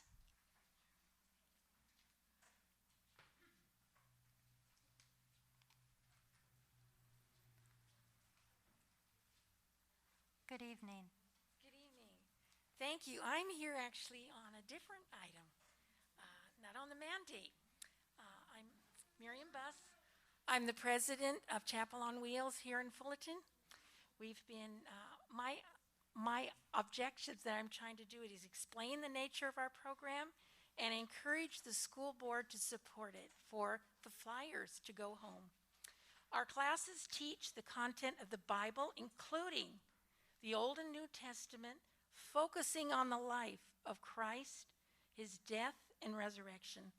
The motivating principle of the program is best summarized in the Westminster Confession of Faith of 1649. The chief end of man, or people, is to glorify God and enjoy him forever. In short, the faith taught in the Bible encourages children to love God and others. I'm here to ask the school board to support this program that has been offered in the Fullerton schools for over 60 years. It was started by Kendall and Sandy Nicey. Getting word out to students is key to getting parents to sign up their children. Going paperless is the trend all around us. However, we have found that there's no substitute to sending kids home from school with a flyer that explains the program, has a registration section, and has students return the signed registration to the school office. Children cannot come to our program unless the parents agree. As you may or may not know, parents or guardians have to sign the application to get their children enrolled. We have used Peach Jar to get word out this year, but have found that it takes a hard copy taken home by the student to get the parents' attention. We ask the school board to continue to support Chapel on Wheels by supporting sending home flyers, not just Peach Jar. Peach Jar is often not even looked at, we're finding, by parents. Students don't even know about it. As for the value of teaching the Bible, it, first of all, creates an awareness of who God is. From the standpoint of education, it has much to offer. A published article by William Janis titled, "The Academic Advantage of Knowing the Bible Gives Evidence that the Bible Literacy Makes for Higher Academic Achievement," so important for kids. He writes, students with moderate Bible literacy achieve considerably higher levels scholastically. Thank you. Thank you. I think we have a question here.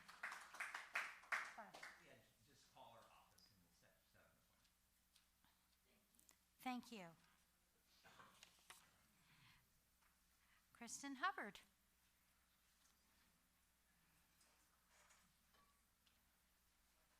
Hi. Hello. Good evening, President Sugarman, board members, Superintendent Pletka, and Cabinet. It is with an anxious heart and a heavy burden that I address you this evening. This is my 20th year as an educator in this amazing district. I have watched the child-centered initiatives put forth year after year. I have seen you fundraise with passion for equity driving your charge to level the playing field and bring cutting-edge technology, engaging learning opportunities to all of your 12,000 learners across this district. I remember when the school shut down in March of 2020. I witnessed your compassion and problem-solving efforts to continue to meet the nutritional needs of students whose main food source is school. Why do I mention all this? Because actions speak louder than words. Your advocacy for children speaks volumes. This is why I am asking you to continue this advocacy stance by leaning in and assuming the role of critical thinking, fact-finding advocates who do not passively rely on news feeds but are actively searching through primary sources on this topic. In our district, we equip students to adeptly attack and digest complex texts, then craft thoughtful responses based on text evidence. I ask you to do the same in addressing this mandate issue. The information is out there. For the sake of your students, teachers, and classified staff, do not sit idly by and watch our rights be forcibly taken from us. I implore you, please do not be a silent bystander to the stripping of our civil rights. Our district's own presentation on bullying states that the bystander has the most power. Please don't be an onlooker, a bystander who does not support the bully, but does nothing when others are bullied. If you know me, and some of you do,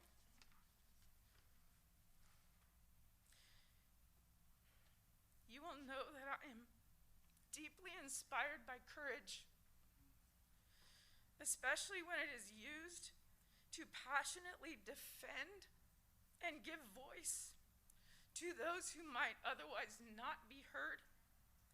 I sincerely ask you to dig in, research, let truth be your end goal, and love be your guide. Thank you. Thank you.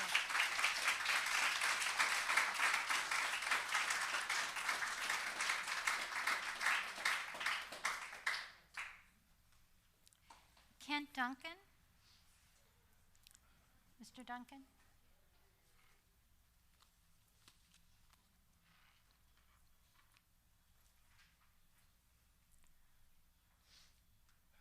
Good evening. Hi there.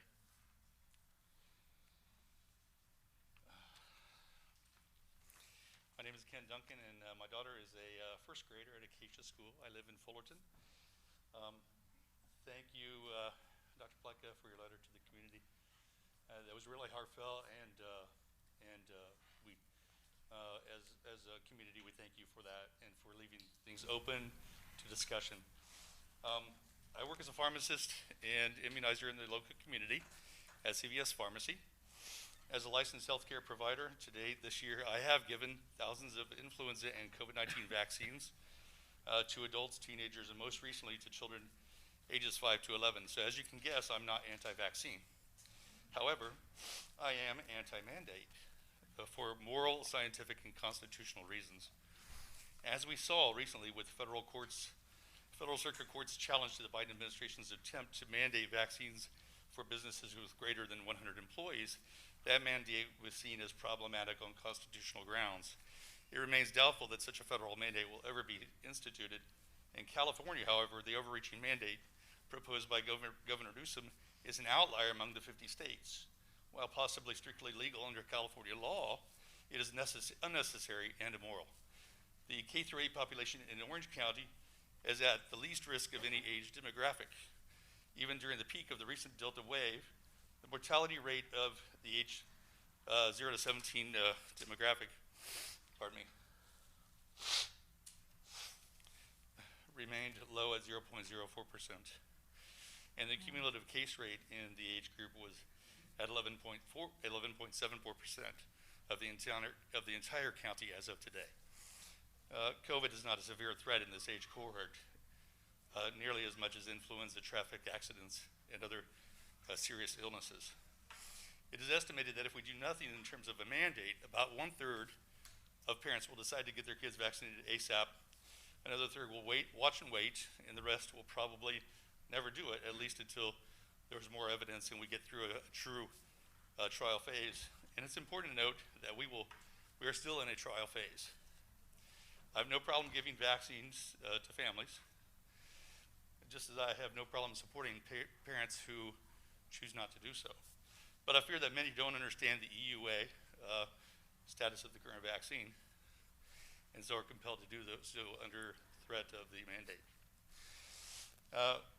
So we're still, the trial for 5 to 11 years old had, 5 to 11-year-olds had problems. It was underpowered. But we should consider that our current mask mandates also are baseless and don't help our kids. So I just stand with the parents in our community. I ask the board to continue to do so. Thank you. Thank you.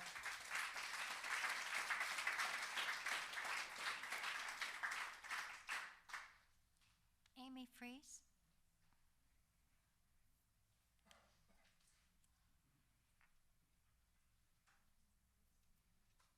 Hi. Hello. Good evening, President, Board, Superintendent, Assistant Superintendents. I am a mother, I'm an educator, I'm a professor in higher ed, and over 20 years ago I began my career in education right here at the Fullerton School District. I loved those years here. I was a full-time kindergarten teacher at Golden Hill, and we now have a 3rd grader here and a 7th grader here. Well, I never wanted to be put into this position, but now I may face pulling my children out of this district if it supports a vaccine mandate and declines parent choice, because you see, parent choice cannot be protected if a mandate is enforced. You know, these are amazing kids and people that you have in this district, and we don't want you to lose them. We don't want to leave, and we want to know that you support us and that you're going to fight with us. And so now I'm going to share this. Community members from the Fullerton School District, the Fullerton Joint Union High School District, and FJUHSD feeder districts have joined together. We as parents, families, students, educators, and community members of the Fullerton School District oppose any mandates requiring staff, teachers, and our students in grades preschool through 8th grade be vaccinated for COVID-19 in order for them to retain their jobs or receive an in-person education, a fundamental constitutional right for any student in the state of California. We have spoken with neighbors and friends, and over the course of the last few weeks, we have received over 800 people that have given us their signatures and their statements, and these are voters, parents, grandparents, students, and teachers, and we are FSD and FJUHSD stakeholders, and the signatures continue to grow, and so these are our statements, and we have one for each of you board members. And so we ask you truly to set aside your politics, the pressures, the orders that may be pushing upon you presently, because we know that there are, and maybe even stronger soon. But you have an incredible opportunity to decide how you will represent the people, including the teachers, the staff, the parents, and the children of FSD. And so today, we ask you for parent choice and employee choice. We ask you to oppose these COVID-19 mandates and join us together as a community with other districts locally and in our state who oppose these mandates as well, because they're out there. And so we urge you to write a letter to the governor to oppose these mandates. Please do not pass us off. Please fight with us and alongside with us. We want to do this with you. Thank you. Thank you. Thank you.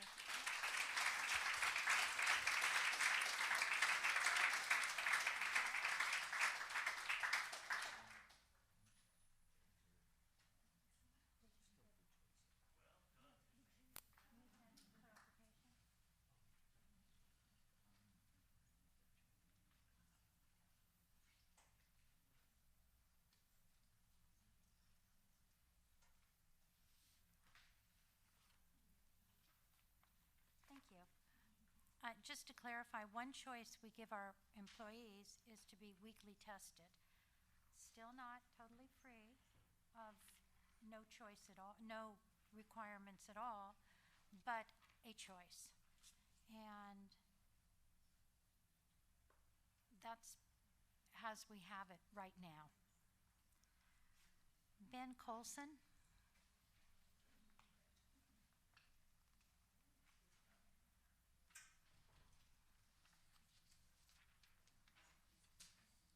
Good evening. Good evening. Good evening, FSD board members. My name is Ben Colson, and I'm here tonight to join other concerned parents, teachers, and members of the FSD community to respectfully request that the board stand with us in our support of our right to choice in the health matters of our kids and ourselves.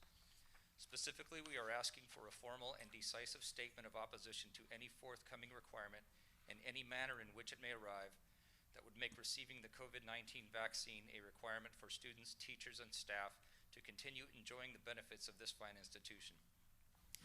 We are asking also that you be proactive in issuing this statement, as we feel there is no need to deliberate any longer.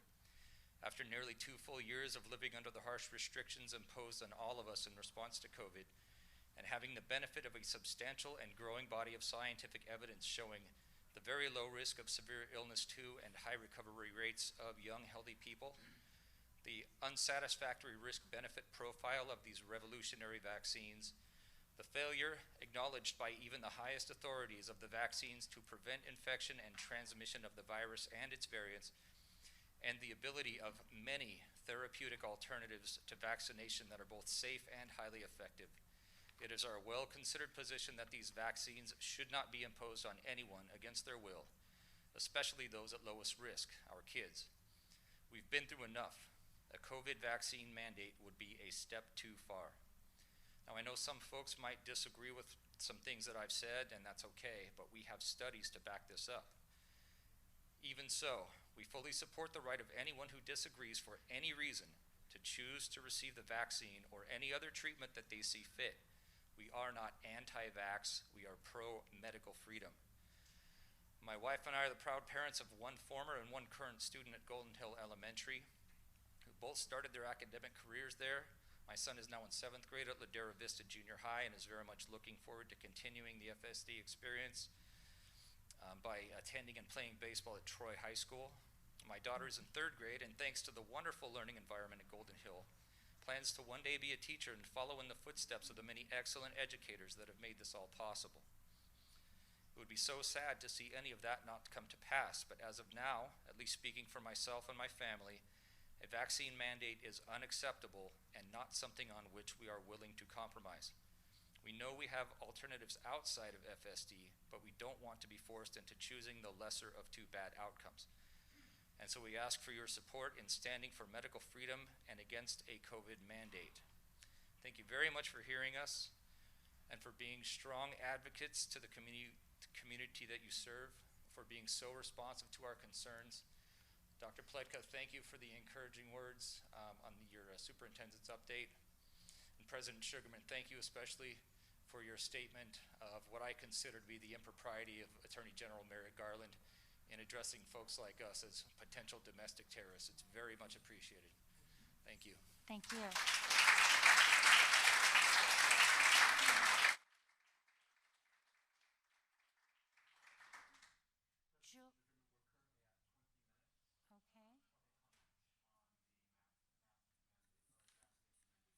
I would make a motion to continue another 20 minutes at least. I'll second that. All those in favor? Aye. Would you put 20 minutes more on the timer? Julie O'Neill.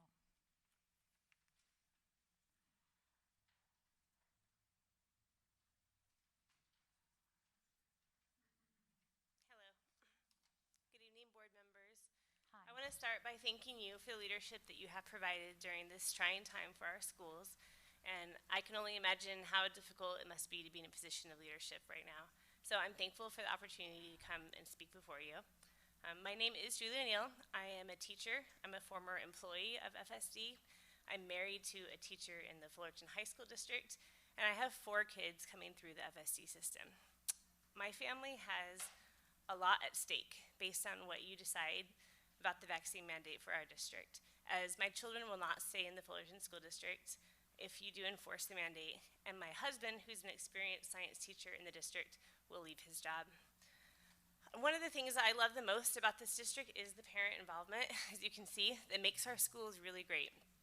And I know that as a board you value it too, because according to your philosophy statement on the FSD website, you say, in order for education to succeed, there must be an ongoing partnership between parents, students, educators, and the community. Your philosophy statement goes on to say, it's important to emphasize that the goal of our educational system is not to supplant parental responsibilities throughout the learning process. Rather, it is the policy of the board to foster parental participation. On your goals for the school district, goal number 8 is involve parents and community members in a broad range of activities at each school, recognizing the vital role of parental attitudes and values in education. Board members, these are your own words and your own goals. We are the parents, and we are showing up because we believe it's our job and our right to participate in our child's education and to make the best decisions that we can for our own children, and we want you to allow us to do that. We are 4 months into the school year, and according to the COVID dashboard for FSD, our student COVID rates are 0.02% as of today. Our students are safe in the schools, and giving your child the vaccine should be an individual family choice. So I'm asking you to remember your own words, to leave parenting responsibilities to the parents, and publicly state that as a board, you will not enforce the vaccine mandate in our district. Thank you. Thank you.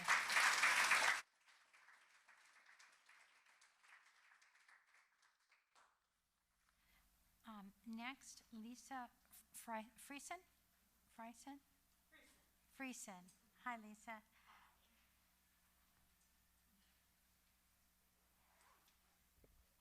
Good evening, board. I just want to start by thanking you. I do not take it lightly, the position that you are in.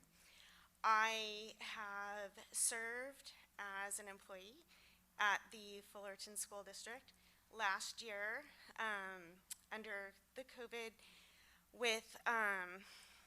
as a substitute teacher with extended learning. I had the wonderful privilege and honor to work under Dr. Pletka with the Rising Stars program, and I have to say that it was an honor because I got to witness firsthand, I believe, the heart of the district that was demonstrated through Dr. Pletka and his desire to advocate for marginal communities.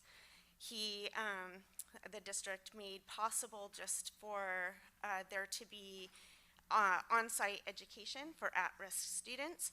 And so on that note, I'm asking that you see us, the students, the parents, the community members, as a marginal community that you have the power to advocate for. I have a story to just, as a metaphor of what bodily autonomy means to me. As a high schooler, I played softball. I was a pitcher, and I had dreams of playing college ball. There was a game that had a faulty pitcher's mound. I was very concerned about pitching on that pitcher's mound. I called my coach over and told her that I did not feel comfortable pitching on that mound. She assured me that it would be okay. She encouraged me to continue with the game, which I readily did. As my self-advocacy skills were limited at that point in time, I threw my first pitch. At the first pitch, my foot slid into the faulty mound and I severed my ACL. That injury has affected me my entire life. I had to forego playing college ball. I continue to have to mitigate my health, and I'm actually looking at having another ACL surgery, as 70% of women who undergo that surgery will have to have it reoccur. So that being said, this is just a picture, a story, a metaphor of trusting those who are in authority over us with our bodies. And I think you get the idea. I know my time is up, but please, I charge you to advocate for us. That bodily autonomy is so important. Thank you.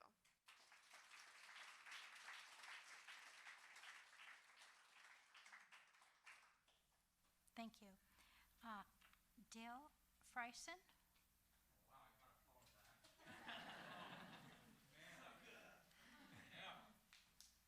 That's my wife, so I'm very proud of her. So, board members, cabinet, friends, thank you for giving me the opportunity to share this evening. My name's Dale Freisen, and I have been a 6th grade teacher at Fissler School for almost 20 years. I consider myself incredibly blessed to work for a school. That's you? I didn't recognize you with the mask. I consider myself incredibly blessed to work for a school in a district that have been cutting edge, student focused, and an example for many other districts to follow. My wife and I bought our first home in Fullerton and raised our 2 boys here. They attended Fissler and Sunny Hills High School and are now playing baseball in college together. Their educational careers in Fullerton helped shape who they are and who they are becoming as young men.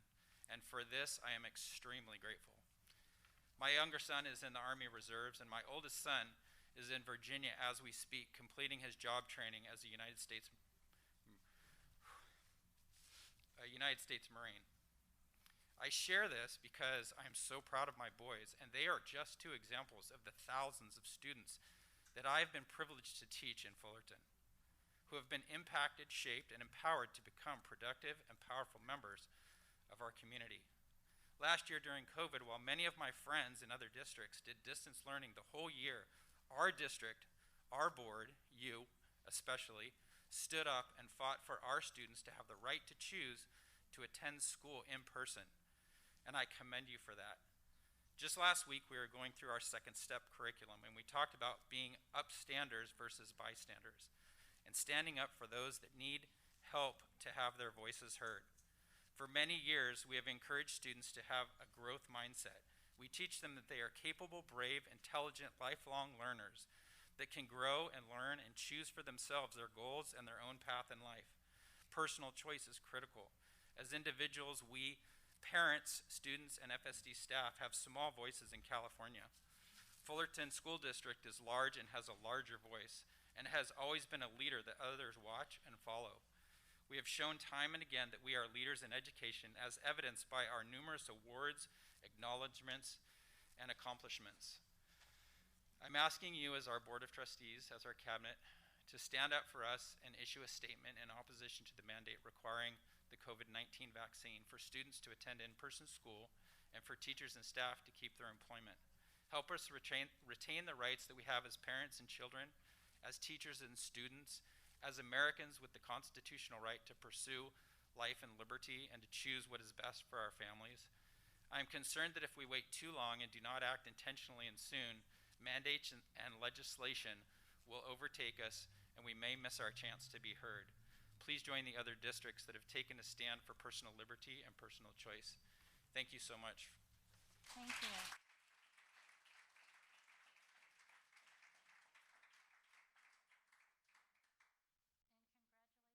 Fissler for being recognized in the U.S. News and World Report recognition. Very impressive. Thank you. Amy Shea.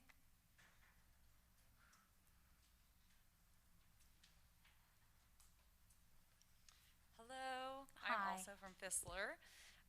This is my 14th year teaching, but not at Fissler. I'm pretty new to California. And kind of as Dale said, and the very first speaker who spoke said, I'm here to kind of speak for the future. The goalpost is moving, and as you guys said, no, you're not forcing mandates or vaccines on kids today, and yes, you're allowing testing for teachers today, but I'm here for the future when the mandate does come down. I'm asking you with us to think ahead about what you're going to say and what you're going to do. Even if they say they're going to allow exemptions, they say they're going to allow religious and personal and medical. If they were going to allow those exemptions, why would there be a mandate? Because at this point it is personal and religious and medical that people have not gone forward to get their vaccine. So I'm asking you to think about the future, and as others have stated, come up with a stance that supports us now. And I am asking you to say no to that mandate. And I realize that is bold, and it will take courage, and it will take a lot of support, and there will be a lot more of us when the time comes. We're growing every day. But we do ask you to say no to that mandate. Please do not mandate a drug with no long-term studies. Please do not mandate a drug without proven effectiveness of preventing or spreading a disease. Please do not mandate anything that will force teachers to have to choose between a job they have loved, dedicated their lives to during school hours, after hours, weekends, in the middle of the night, cheering on their children and loving them. Please do not make them choose between that and their health, choose between that and their religious convictions. This decision is a stepping stone to disaster. It's a slippery slope. To take away parents and teachers' freedoms of choice, to take away teachers and students' medical freedoms, to take away teachers and students' medical privacy, to take away a child's right to an education based on discriminatory matters and medical injustice is unconstitutional. So I'm asking that we plan ahead and you say no. COVID-19 vaccine has not been proven effective of stopping the spread of illness, and we do not know the long-term effects of our health for our students or our children. Freedom to choose is a right we have been given in this nation.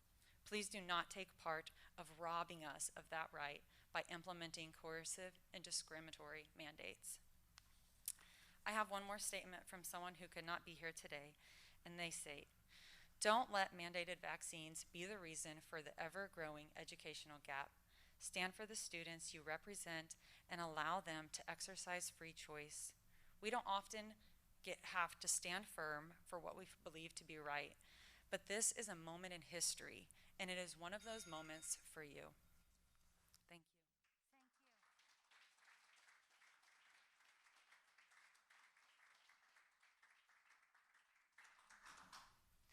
Nicole Marr.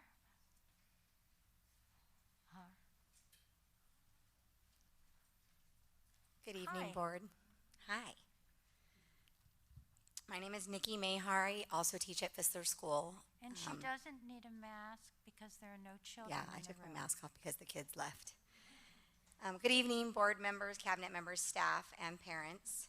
Thank you for the opportunity to let me speak tonight. I am here as a vaccinated staff member.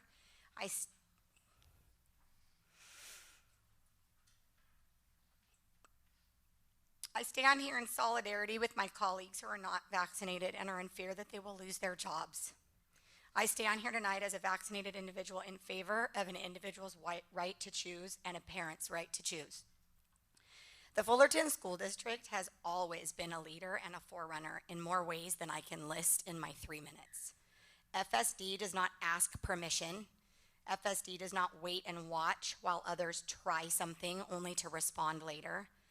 This has been mentioned many times tonight, and you proved this with last year's decision to give parents the choice in the midst of the ongoing pandemic. FSD leads the charge, and I implore you to lead the charge in regards to the vaccine mandate. Please do not stand by and watch your employees, parents, and students get bullied. Be upstanders as you ask us to teach our students to be. Under the ADA, the American with Disabilities Act, an employer can have a workplace policy that includes a requirement that an individual shall not pose a direct threat to the health or safety of individuals in the workplace. But what I'd like you to consider is whether or not vaccinated individuals are possibly just as much a threat as their non-vaccinated counterparts, since the COVID-19 virus can indeed be spread by vaccinated individuals. In my own family, my 76-year-old vaccinated mother-in-law transmitted COVID to my vaccinated son and my vaccinated sister-in-law. My son just returned to his school last Tuesday. The degree to which my family members suffered symptoms may have been lessened by that vaccine, and for that we are grateful. This made vaccination a good personal choice, but they were still at risk of transmitting it to others. I know that my time is up. I just ask you to please stand in solidarity with our unvaccinated colleagues and students and say no in advance. Lead the charge, FSD. You always have.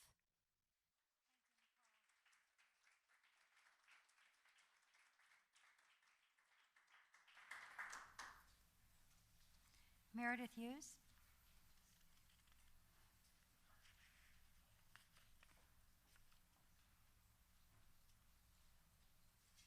Good evening. Nice to see you all again. I'm sorry I wasn't able to stay last time. I had some babysitting issues.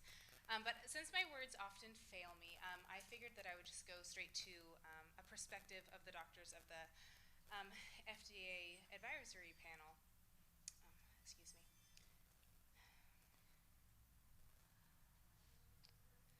Okay. This is by Dr. Cody Meisner. I am just worried that if we say yes to make it available, then the states are going to mandate and end the administration of this vaccine for children to go to school. And I do not agree with that. I think that this would be an error at this time. He goes on to say, when asked about the vaccine risks to benefits to children, that he recognized that myocarditis cases may exceed the benefit of the vaccine. Just a little reason why we're all a little hesitant at this time. Dr. Eric Ruin, we're never going to learn about how safe the vaccine is until we start giving it. And that's just the way it goes. That's how we find out how rare complications of other vaccines exist. It seems to me that in some ways we're vaccinating children to protect adults. This is Dr. James Hildreth, when it should be the other way around. If 30 million children already have had some sort of immunity, they've made their contribution to herd immunity already, and our focus should be on the adults vaccinated to protect the children. Additionally, polio, all the things that we've ever vaccinated our children for, has a mortality rate of 10%. It's been in use for 69 years. Pneumococcal children mortality rate is 18%. We already all know the fatality rate for COVID, but it's been in use for 41. Smallpox, 30% rate, horrible, use for 200 years. COVID, 0001, less than a year. So at this point, to ask us to do this is not just highly unreasonable, but it's a deeply personal choice. And obviously we all believe in the science, and that's what we're asking, is just that you do not allow our children to miss out on in-person school learning at this point. We do know that other school districts like Lowell Joint, Norwalk, La Mirada have given parents the choice. They've actually stood up and they've asked the governor to rescind this mandate. And I think that speaks volumes to show that they will not have the support, say that Senator Pan wants to bring this to legislation in January. So if they already know that they're going to be coming against a sea of parents and our representatives, that will speak volumes to them to even bring this to the legislator. I want to make sure, yeah, I have covered everything, but please stand for us parents and our choice. I'm not even from this district. I transferred from Lowell Joint because of the great things and the multi-age program, and I have a child who's in 2nd grade, and I have 2 more coming up, so, but I won't be able to keep my kids here if it remains, so thank you so much.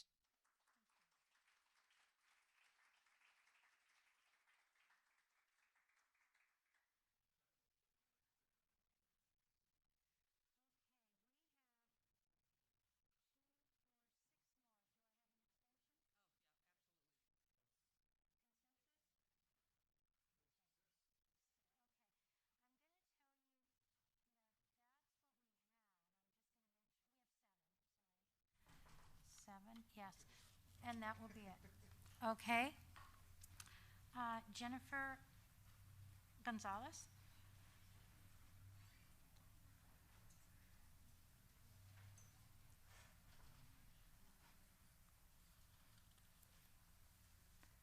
evening. Hi. Thank you all for extending the time. We do appreciate it. My name is Jennifer Gonzalez-Oxen, and I'm coming before the board and our superintendent and assistant superintendent as a mother of a third grader at Hermosa Drive Elementary. Just for a little bit of background, we moved to Fullerton about 8 years ago. We drove down the street that we now live on and call home, and just beyond it, we saw a beautiful little school. And I saw parents picking up their kids from that school and walking them through our community. And I said to my husband, this is the right place for us. I knew it. My son has since begun attending Hermosa Drive, and we've loved the sense of community that we have here. I've loved the sense of community created by our school board. I appreciate your involvement and your encouragement of parent participation. Beyond being a mother, I'm a professional. My job is in the arena of employee benefits. I've sold employee benefits for over 15 years, including medical insurance. My profession lends itself to opportunities for me to not only interact, but also interview and question chief medical officers who are local to our community, St. Joseph, St. Jude, Memorial Care, Hoag even. I have quite a bit of interaction with medical experts in epidemiology, in the study of these vaccines that have come before us. I'm not here today to argue how valid COVID is or is not in our community. Personally, again, for perspective, I do believe COVID is very real. I myself am vaccinated and I believe in the vaccine. What I also believe in is that at this time, we do not know the long-term effects of the vaccine. While I myself, as an adult who has had my son and don't plan on having any additional children, feel comfortable with my choice in having taken the vaccine, I simply am not willing to take any chances when it comes to my son's health. Every medical professional that I have spoken to in the last 6 to 8 months when children and the vaccine has been discussed, the one question I always ask them as a parent is, from your perspective, what do you say to parents who have concerns about the long-term effects of this vaccine and our children? And every time the simple answer is the same. We can't know for sure.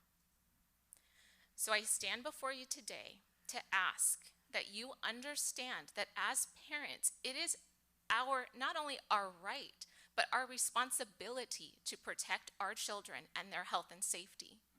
I ask that you support us in this endeavor, not only by hearing us as you have, but also by making a statement, a public statement, that you will not be in favor of supporting a mandate.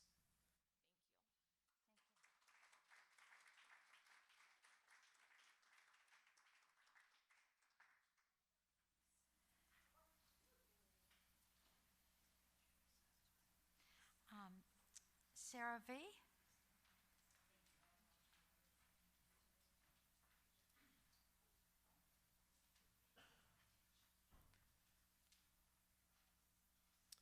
First off, I want to thank you guys so much for giving us this time and for your respect that you've given back to us night and day from some of the things I've seen in the past. Not with you guys, but with others, boards.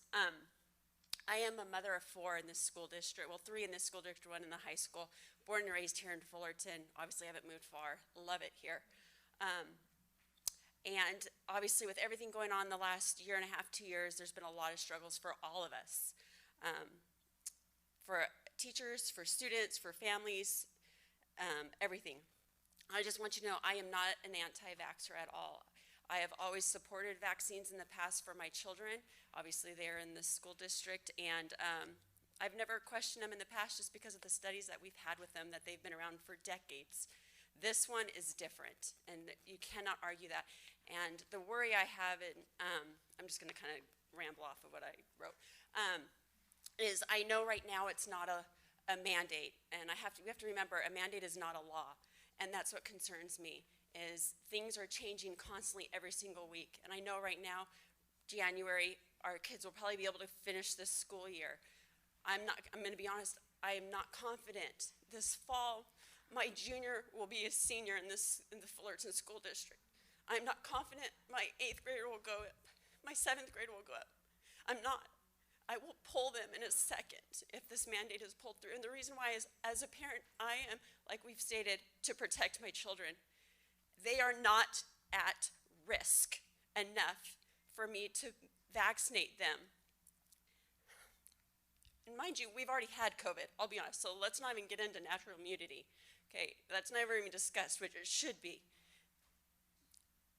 I just wish that you guys would make a stance like we've been asking you. Be a leader. So many people are scared to speak out, including myself, for so long, to be backlashed. I've lost friends over this stuff. Please be a leader and stand up. I guarantee it, more districts will follow you if you do. It just takes a few to start. And we need choice, that's all. Like I said, I respect those who get the vaccine. I respect those that want to vaccinate their kids for their own reasons, their own fears, whatever it is. I support it 100%, but I don't support taking away our choice. And I pray that you guys fight for us. That's why we have you there. Thanks.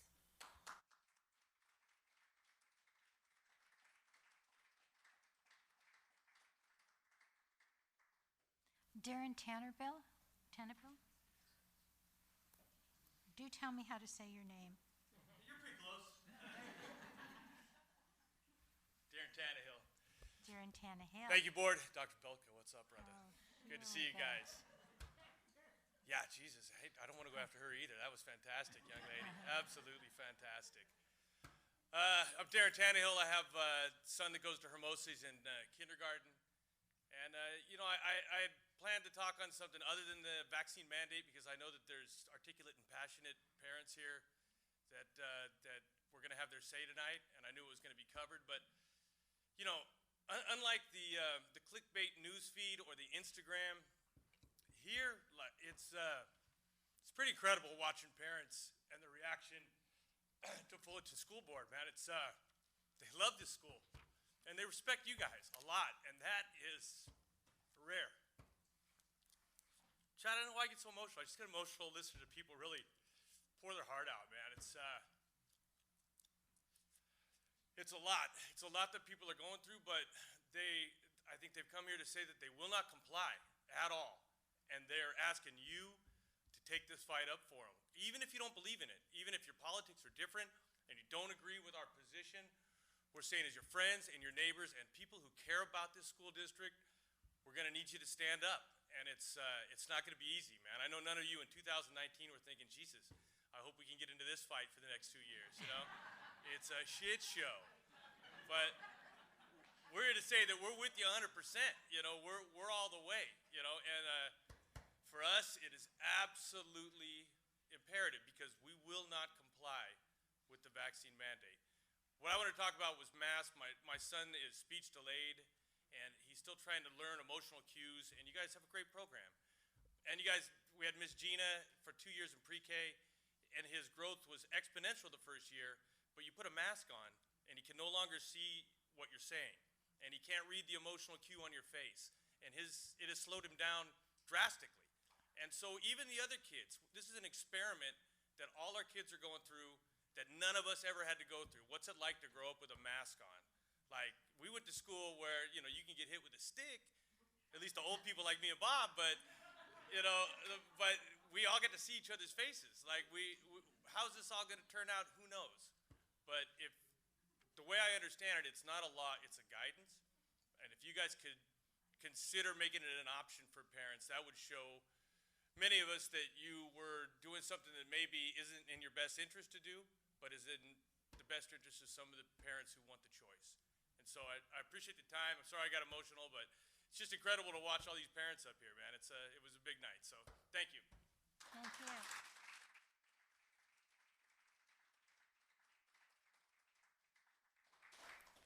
Deanna Habs. Hi. Hello and good evening. Good evening. I'm a single mom to twin boys, and they have attended Acacia Elementary, Ladera Vista, now at Troy. And I know many people who have had COVID. I've also lost a family friend to COVID, so I know firsthand COVID is real. I'm pro-vaccines, but I do have concerns with the COVID vaccine for children, particularly my boys who come from a family with a history of heart problems, not related to lifestyle or age. We've all heard of the potential adverse reaction to the vaccine called myocarditis or inflammation of the heart. This adverse reaction is most common with young boys, but I also worry about our teachers and our staff. I have 2 women friends, both in their 50s, very healthy and very pro-vaccine until they had an adverse reaction. Their doctors have told them that the vaccine has attacked their heart and they are suffering weeks and months later. These side effects give me grave concerns with our government mandating our teachers and children to take a vaccine with very limited and short-term testing and FDA approval under emergency use authorization. The data from our own school district continues to prove week after week very few students, staff, or teachers are getting COVID. Today, in the Fullerton School District, we have 1,921 employees, and we have 2 cases of COVID for a 0.1% infection rate. We have 12,066 students and 2 COVID cases. That's a 0.02% infection rate. The numbers don't lie. I'm asking you as parents and school board members to support and protect our children by giving parents the choice whether to vaccinate and to keep all our great teachers and staff, even the unvaccinated. Thank you. Thank you.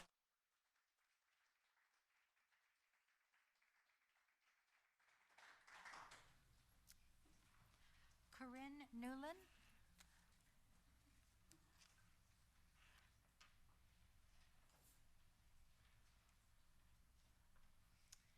Good evening.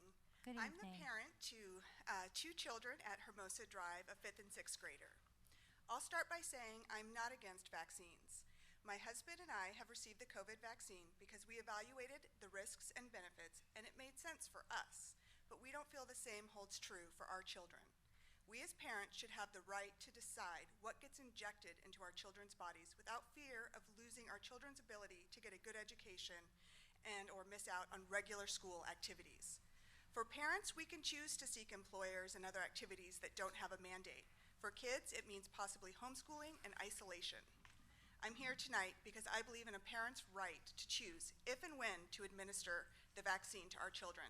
An exemption is not the same as a choice.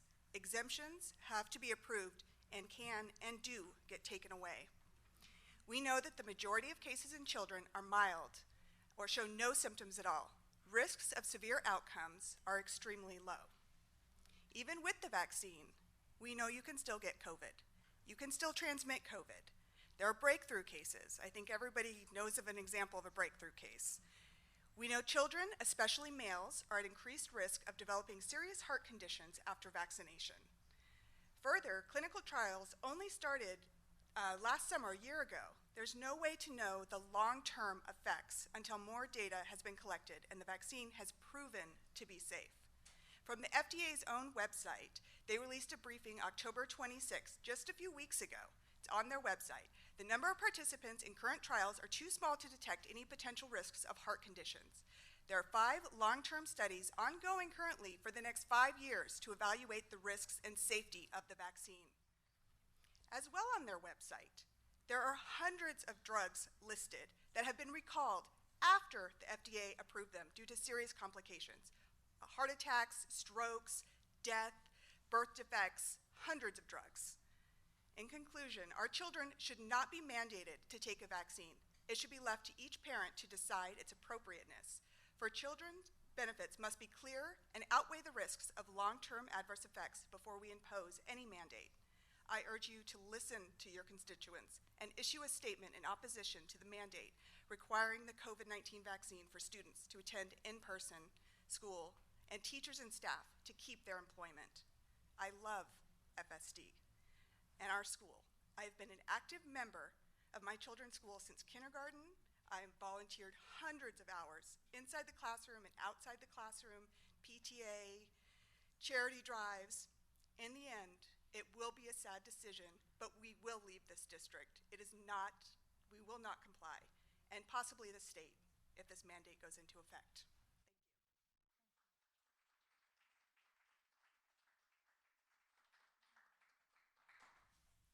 Mindy Lee.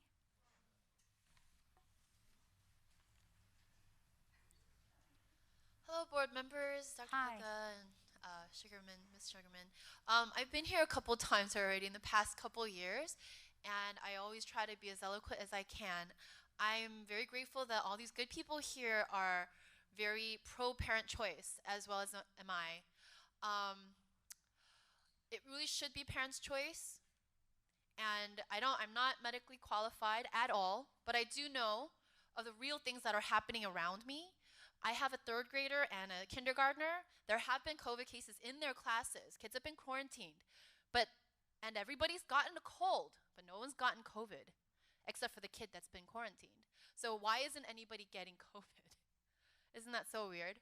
So mandates are not laws. They're not made to force people to abide by them, and we are being forced, and that should not happen.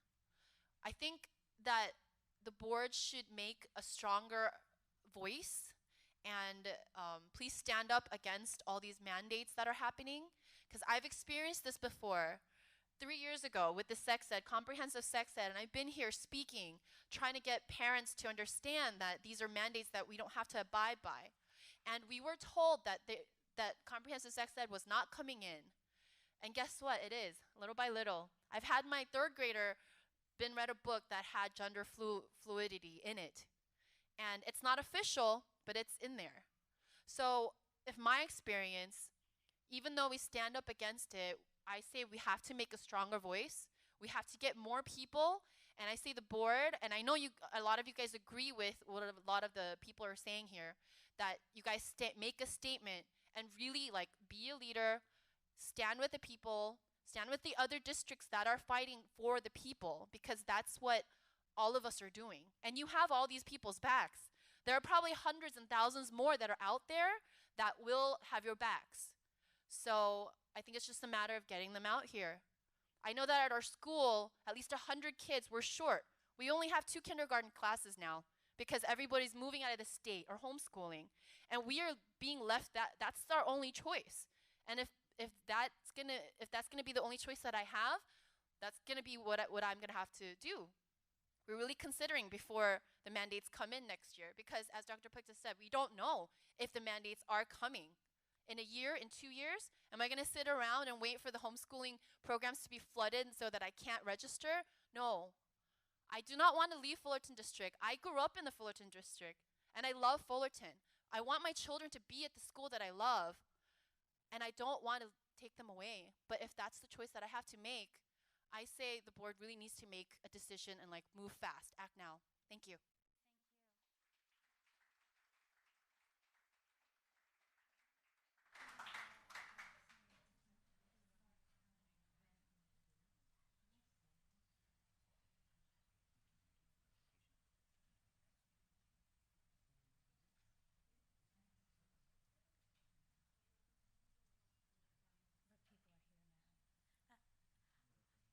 You're going to hate me.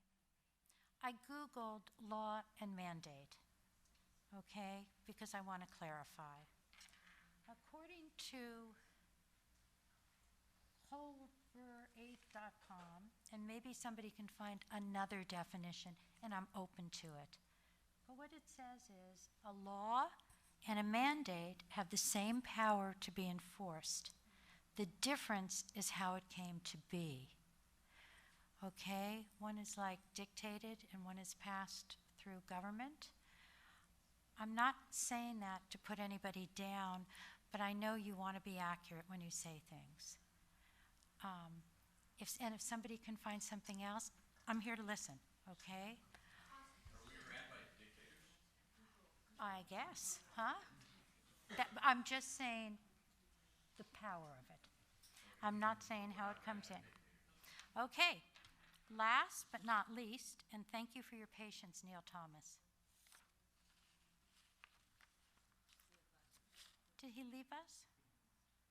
Neil Thomas? Oh, yeah, Neil's the last person. Oh, I'm sorry he's not here.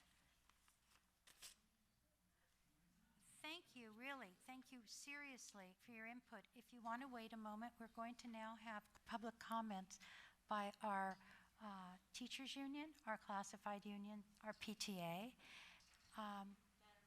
Yes.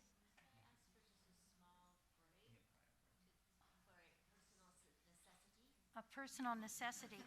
3 minutes, personal necessity.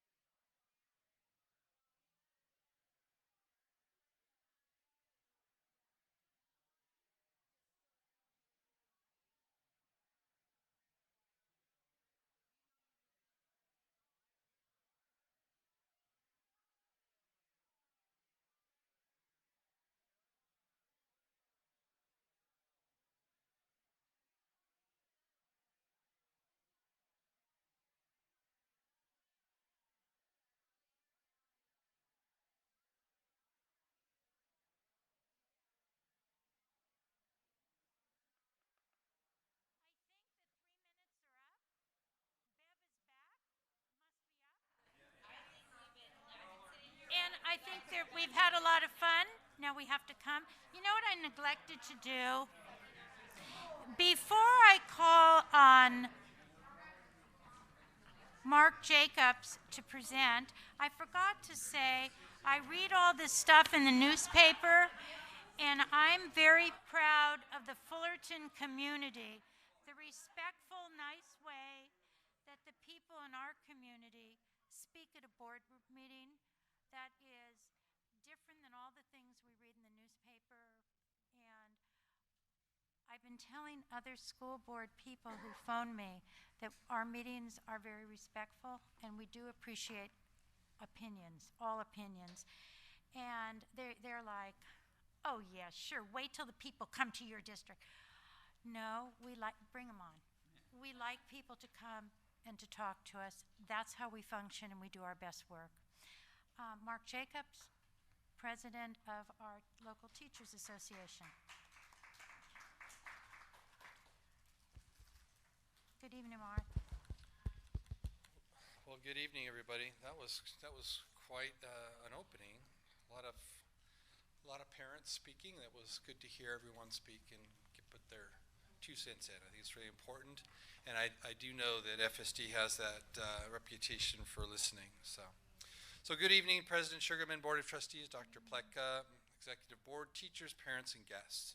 FETA recognizes all the work and support that is done at the district level to make sure a school district like ours runs smoothly. Like running a classroom, meeting individual student needs, juggling programs while making hundreds of decisions hourly and daily, we realize it's difficult to run a school district with many departments and servicing 20 school sites, all with different needs. On behalf of the members of FETA, we acknowledge and thank our superintendent, the FSD cabinet, and their staff that support our teachers to help continue to make our district stand above others. Though we are always not perfect and we do make mistakes, we are pretty darn good. FETA and its core of professional and competent teachers appreciate our partnership and the opportunities to help improve and refine teaching and working conditions at our sites. Thank you, Board Member Takur, who attended our October FETA Rep Council, and Board Members Berryman and Talavera, who attended our November FETA Rep Council meeting. We deeply appreciated your meeting with us and hearing us out. It was so nice to share our praises and concerns. We discussed how teaching is becoming more and more challenging and how we're seeking out ways to work with the teachers. In some cases, challenging behaviors include throwing desks and chairs and destroying classroom items or disrupting learning, the safety of students and staff. Some teachers have been scratched, kicked, punched, and bruised. And I would say some teachers are also mentally being challenged and stressed as well. Some days these teachers are fearful to come to work, unsure of what the day will bring. We do appreciate its services when additional staffing and resources provide relief to our teachers and classrooms. We know that staffing sometimes is limited and temporary, and teachers must deal with these disruptive behaviors that have never been experienced before all alone. We desire to continue to work with the district in addressing difficult behaviors by ensuring that each site has a crisis support team established. Though these situations are not found in all sites, there are too many. We are investigating and researching difficult behaviors across the district and desire to work with the district to find real ways to mitigate them. As we know, inflation is all over the news. And last Thursday, Wall Street Journal, October recorded the highest inflation rate in 31 years, 6.2% in October. FETA is concerned on how reducing purchasing power, not just for us, but for everyone. Since 2010, we've experienced over a 24% increase in cumulative inflation. And during this time, and I've kind of refined this a little bit, during this time, though, we've experienced 24%. The average teacher salary increases have not or just barely kept up with inflation, meaning to FSD teachers that $1 earned today is actually worth less or just barely the same as in 2010 dollars. Increases in housing, rents, fuels, groceries, healthcare, and products across the marketplace have all taken their toll on real compensation. Teachers continue to work hard to adapt to the new challenges but sometimes we get discouraged as we struggle to increase real purchasing power. We ask you to consider the increased demands that teachers have taken on while real value compensation is actually nearly the same or less than in 2010. Finally, thank you to all of you and your commitment as an FSD board members. We realize that you often only hear complaints, as that's pretty normal. However, we also wanted you to know that we do appreciate you and we are thankful for all your efforts. FETA would like to wish you all a very happy Thanksgiving season. And even though times seem rather crazy and we don't always understand why things may be the way they are, we do have many things to be thankful for. And we are thankful for this district and all of you FSD board members. With your continued support, we will continue to help make this district the best it can be. Thank you very much. Thank you, and we are certainly thankful for our staff. Thank you. Do we have, Robin, would you like to, is there someone? Yeah, go ahead. Dr. CSEA, okay, we could go there, CSEA. I lost my agenda, it's not on my computer. My agenda was not on my computer. I have a paper, but I don't have the details. Yes, sort of. Due to the late start of this meeting, I had to leave before my turn for public comment. Are you Neil? Oh, as soon as she is done and the president of our association is done, it's your turn. Okay? Hilda, if you would like to go before me, Would you like to go now? With letting him go before me. Is that okay, Robin? Yeah. Go ahead. Thank you for speaking up.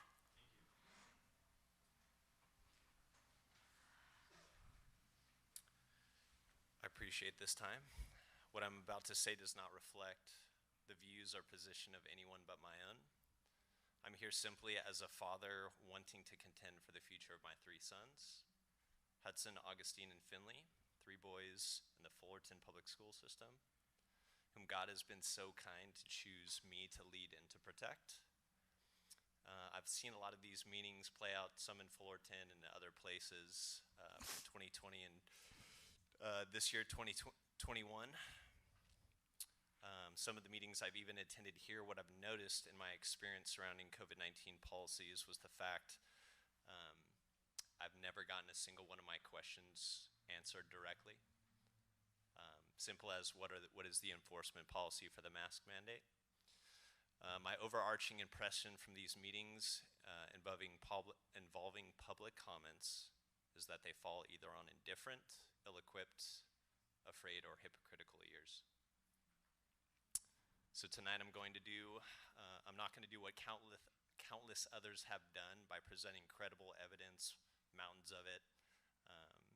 There is absolutely no justification medically or from a risk-benefit safety analysis to mandate vaccination of children 5 and up. Other countries have made illegal what is currently being discussed in this room. Instead, I'm choosing to use my remaining time to communicate in a way that actually has power, and this is just my opinion, but to engage in a communication that I believe will change things. I don't mean to offend anybody. I am desperate, and I'm turning to the one form of communication that I think will do something. So God, I want to pray for these leaders. I want to pray for Janie, Leonelle, Hilda, Beverly, Aruni, forgive me, and Robert. God, I pray that you give them grace in this difficult time. Lord, I pray that you give them courage to radically protect my boys and others that are in their situation. I pray that you give them a father and a mother's heart for every child in this school district. Help us, Lord, to undo greed and corruption that has led to such egregious and coercive behaviors from those that have been appointed to serve. Lord, I pray that you would remind them of their place, servants of the public entrusted with great responsibility. And so, God, I just ask that you would bless them. Father, I pray that you would open doors for our kids that allow them the right to continue to stay in the public school system. Thank you so much for your time. Thank you.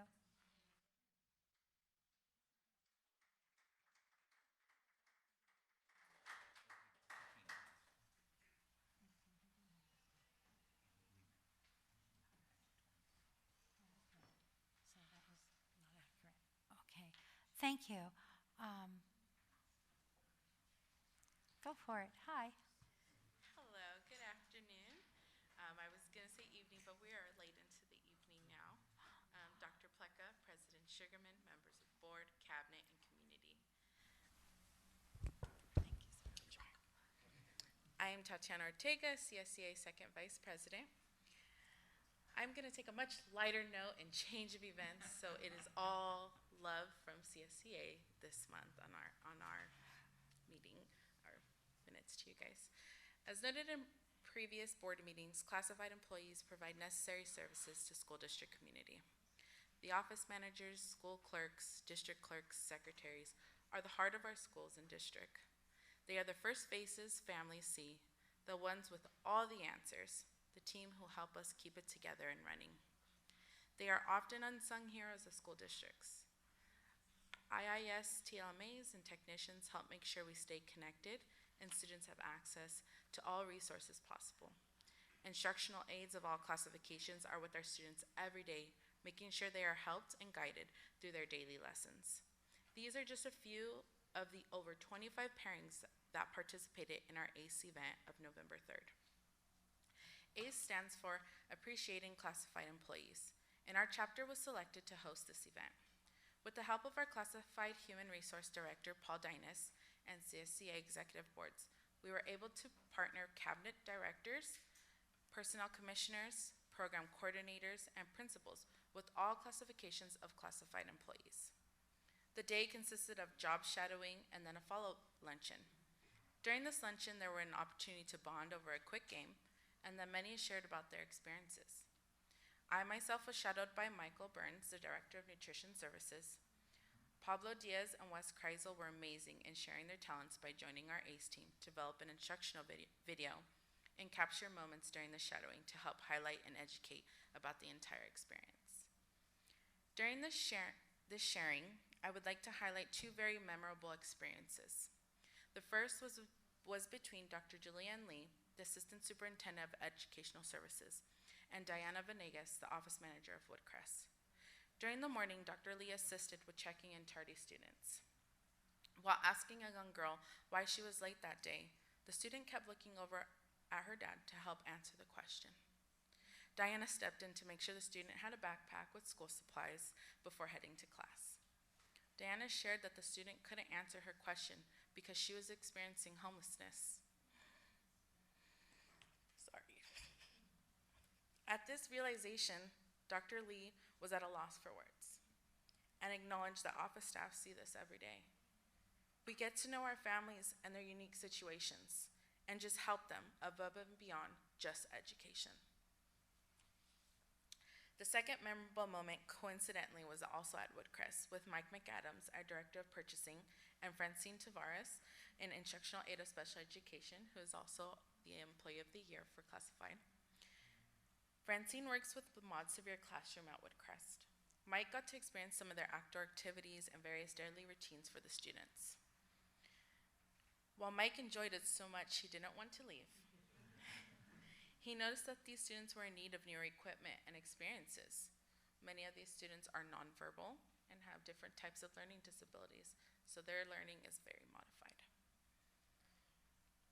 So with the help of a company, Lakeshore, he was able to get about $150 in donations of developmental toys and materials that he was actually able to deliver in person to the classroom today. The ACE event had such an amazing impact that we look forward to working with Cabinet and hopefully hosting this event annually. Finally, lastly, I would just like to share that we did have a shift and addition to our CSCA Executive Board. Terry Gonzalez, our previous CPRO, has stepped down, and Sherry Williams, who was serving as our Site Representative Coordinator, has taken over. We are now welcoming Brooke Webb, who is actually here doing tech, as our new Site Rep Coordinator.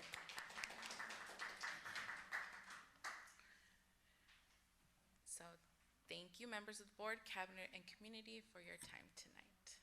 Thank you. Appreciate the information.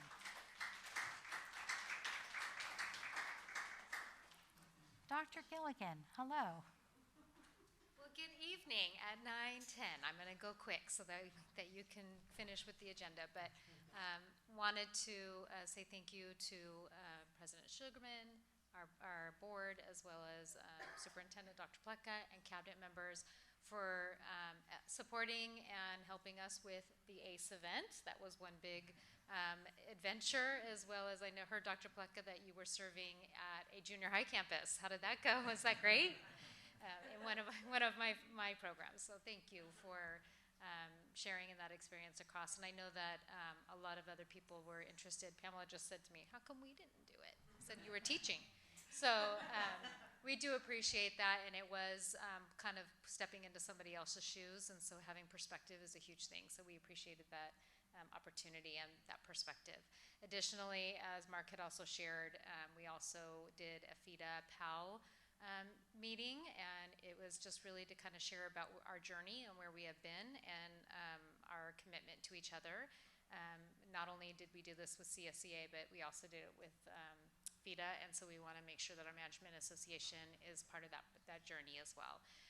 And last time I was here, I did share with you that we were having the Staff Development Day on November 1st. We did hold that.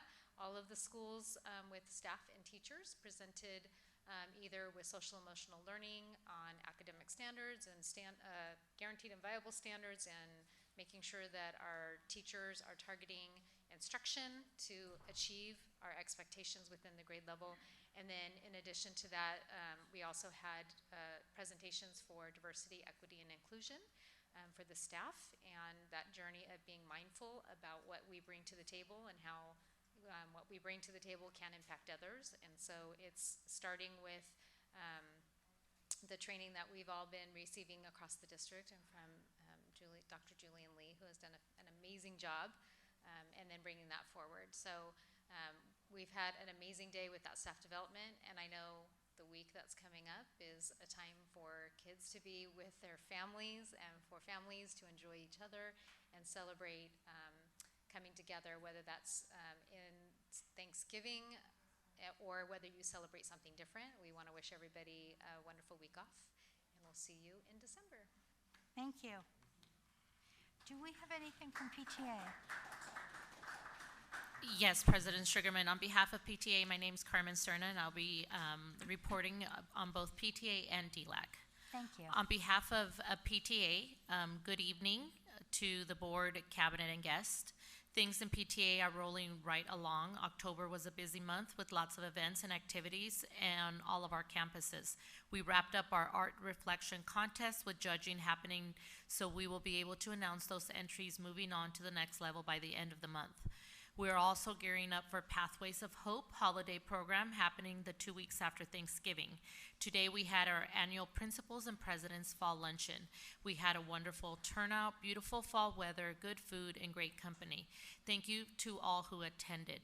With all of these events, we are looking forward to the Thanksgiving break. All of us at Council wish all of you a wonderful Thanksgiving and a much-deserved week off. Sincerely, Wendy Reed, Christy Carter, and the Fullerton Council PTA Board. And on behalf of DLAC this evening, as a DLAC committee, we are appreciative of the entire district for honoring the heritage of the Latino Hispanic community through the celebration of Dia de los Muertos, Day of the Dead, and the extensive work in recognition of Hispanic Heritage Month, including the videos of stories read aloud by various stakeholders. We thank all of our administrators for incorporating diverse perspectives and traditions in their schools. On November 4th, DLAC board members had the opportunity to participate in the virtual CABE conference. Each participant attended 3 sessions focused on their area of interest. Some of the topics that were covered were parent leadership and engagement, student financial aid, and mental health support available to the community, to name a few. Thank you to Dr. Lee, Dr. Soltero Ruiz, Nadia Williams for acknowledging the need to develop the capacity of our DLAC parents. The DLAC board will be disseminating the information to our members at our next DLAC meeting. The next DLAC meeting is scheduled for December 10th, 2021 at 9 a.m. at Orangethorpe. Sincerely, Iglis Nunzi. Thank you. Would you do me a favor? Could you please repeat that DLAC meeting in case somebody missed it? The upcoming DLAC meeting will be held on December 10th at 9 a.m. at Orangethorpe School. Thank you. As always, you read that beautifully.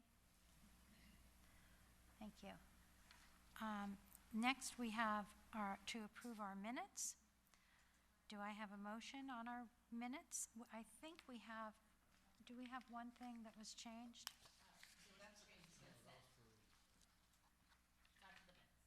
Pardon?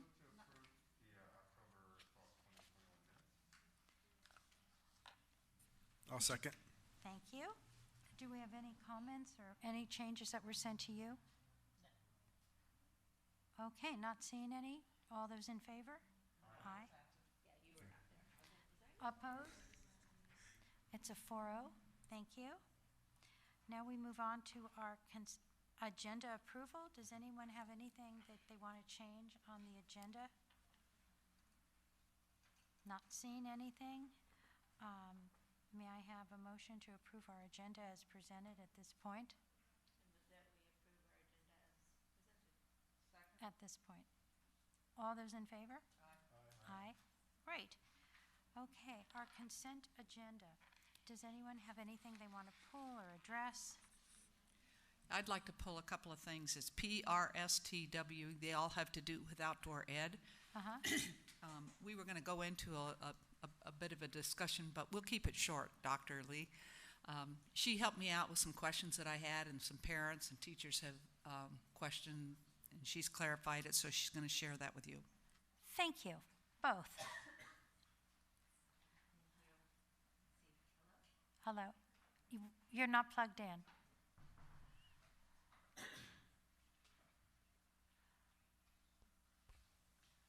There it is. Thank you. Our consent items represent 13 schools who are requesting approval to attend a camp, science camp. And with that, we surveyed our 13 schools to get some collective answers. There were questions brought forth regarding parent input and how that was collected, and whether parent community, how they felt about going to an in-person camp. So all sites have indicated that a parent survey, meeting, communication has been done at the site level. All concerns were addressed, with parents meeting one-on-one, or addressed with whether it be COVID safety concerns or questions just answering that these times bring us, right? What is it going to look like? How many people are attending, and so forth. Another concern brought forth was, are there going to be parent chaperones, and how does that work? There was only one school indicating that they require parent chaperones. It was done collectively with parent groups giving choice to out of 4 camps, collectively agreeing that that's a camp of choice. So it was done with parent input, and that the chaperone piece will not be a problem at that site. Staff were all brought into the equation, meaning gathering input. The words that most sites chose to use was staff is very excited. They're very excited for the opportunity for our students. And when the question was posed, was your staff included in the process? And the answer was yes. There are sub-situations and creative ways we're going to address non-campers who choose not to attend. We may have higher numbers than we do in the past, but we want to address that with creative ways where students don't feel like they are missing out, or they're being punished for not attending. So an idea one school site shared was they're going to create camp-like experiences at the school site. So if there's any further questions, Trustee Myers, I'll be open to answering anything you have.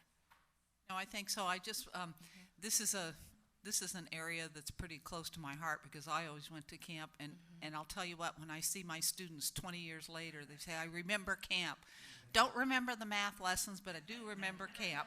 So I was concerned because we haven't been going for 2 years, and how it's going to look and how it's going to change. So thank you, Dr. Lee, for doing those clarifications. Absolutely, and the approval is just an agreement with the camp, but we always like to include that we will revisit as the time comes, because majority of the sites have indicated they're going in the springtime, so we do have time to be able to assess current situations when we get to near to the time frame. Thank you. Okay, thank you. We appreciate that report, and thank you for bringing it to our attention. Is there something else you'd like to, anyone else? Okay, I'd like to, of course, look at the gifts that our district has been given, if you can put that up. It's very impressive that the Korean Language and Cultural Center is a community partner that is generously given to Fissler Beechwood and Parks a total of $30,000, and that's in support of their programs. And that relationship is very significant for us. I'd also like to thank personally Phil Ling for his generous donation for furniture. That is very kind, and we appreciate it. And Fullerton Ford has given us over $11,000 for those bicycles and helmets for our students that we heard about earlier this evening for our Rising Stars. Thank you. Those donations make a significant difference for our students and the staffs at those schools and their families. So thank you. On item I are new lawnmowers. And believe me, they're riding lawnmowers and they're replacing lawnmowers that came in the day that you had to put the blades in yourself, I think. So that's pretty wonderful that we're able to do that.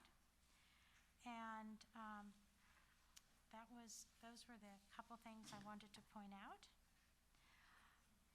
Do I have a motion to accept our consent items? I'll move to approve the consent agenda with the revised item T. Thank you. Second. Thank you. Do we have any other comments? I did like the fact that we had a couple of items that were trying to find more money for us. So thank you guys for. And a lot of in-service. Yes. That was wonderful. So all those in favor? Aye. Aye. Aye. That's a 5-0. No nays. Now we have a public hearing. Oh, would the board allow us to have our presentation on our districts moved up? Certainly. Because people have been waiting. Yes. Okay, let's have it. She's been waiting patiently, and I couldn't find her in the crowd, but she was outside waiting for us. Oh. Oh my gosh.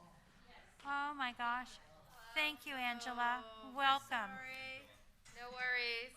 I came Patient from lady. another meeting, so should have came earlier to be first, huh? Like Tim. So evening, members of the board, Dr. Pleka, executive cabinet members, and community members. My name is Angela Bañuelos. I'm from Cooperative Strategies. I am the demographer assisting the district with their assessment of their 2020 census redistricting. So as we look at just a refresher on the data here, so what we're looking at is the 2020 census data, and then this here particularly is the total population. And as a refresher, the total population is used to balance an equal amount or nearly an equal amount of inhabitants among each trustee area. And then here we can see the total population within the school district bounds is 124,991. And out of that total, the 18 and over population is 99,223. So it's about 25,000 less than the total population for 18 and over. So then on the next slide, we provided a color graduated chart with the citizen voting age population estimates, also known as CVAP. And another refresher is that the CVAP helps us identify communities of interest and helps us with not impairing communities of interest or protected class voters of electing a candidate of their choice. As we can see, the largest demographic, protected class voter demographic within the district boundaries is the Hispanic Latino community, and that is at a 28.4%, followed by the second largest protected class voters is the Asian community at 22.9%. This data is provided by the American Community Survey, which is a subdivision of the Census Bureau. And here we have our first scenario. So again, as we noted at our previous meeting, that the variance from the district was off about a 2.5%.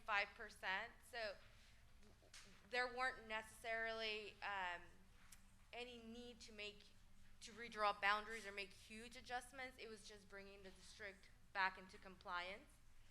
So on this map, we have depicted with the purple boundary the current trustee area.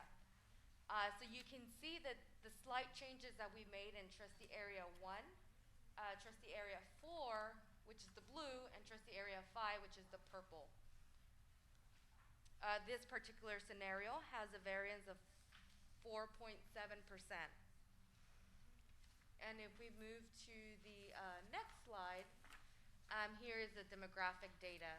So, so again, the total population is 124,991, and the ideal size for each trustee area is 24,998. So, and then the variance is 4.7. Within this particular scenario, we were able to get 3 plural districts, meaning that the total population is above 50%.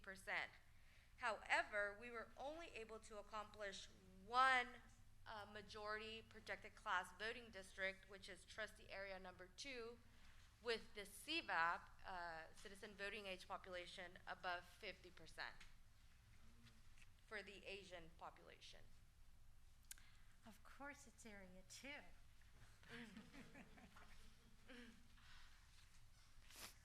If we look at scenario 2, again, a slight variation. This one, we only adjusted trustee area number 4 and 5 to bring the district back into compliance. As you can see, the purple outline just shows a small portion on the northeast side of the southeast side of the district between trustee area 4 and 5. That's you, Lionel. And that would be around the Ladera and Commonwealth area. This particular scenario has a variance of 6.0%. And again, the ideal population size for each trustee area is 24,998. And in this scenario, we were able to accomplish, again, 3 plural districts where the total population of a protected class voter is above 50%. And we were able to get 1 majority protected class voting district in trustee area 2.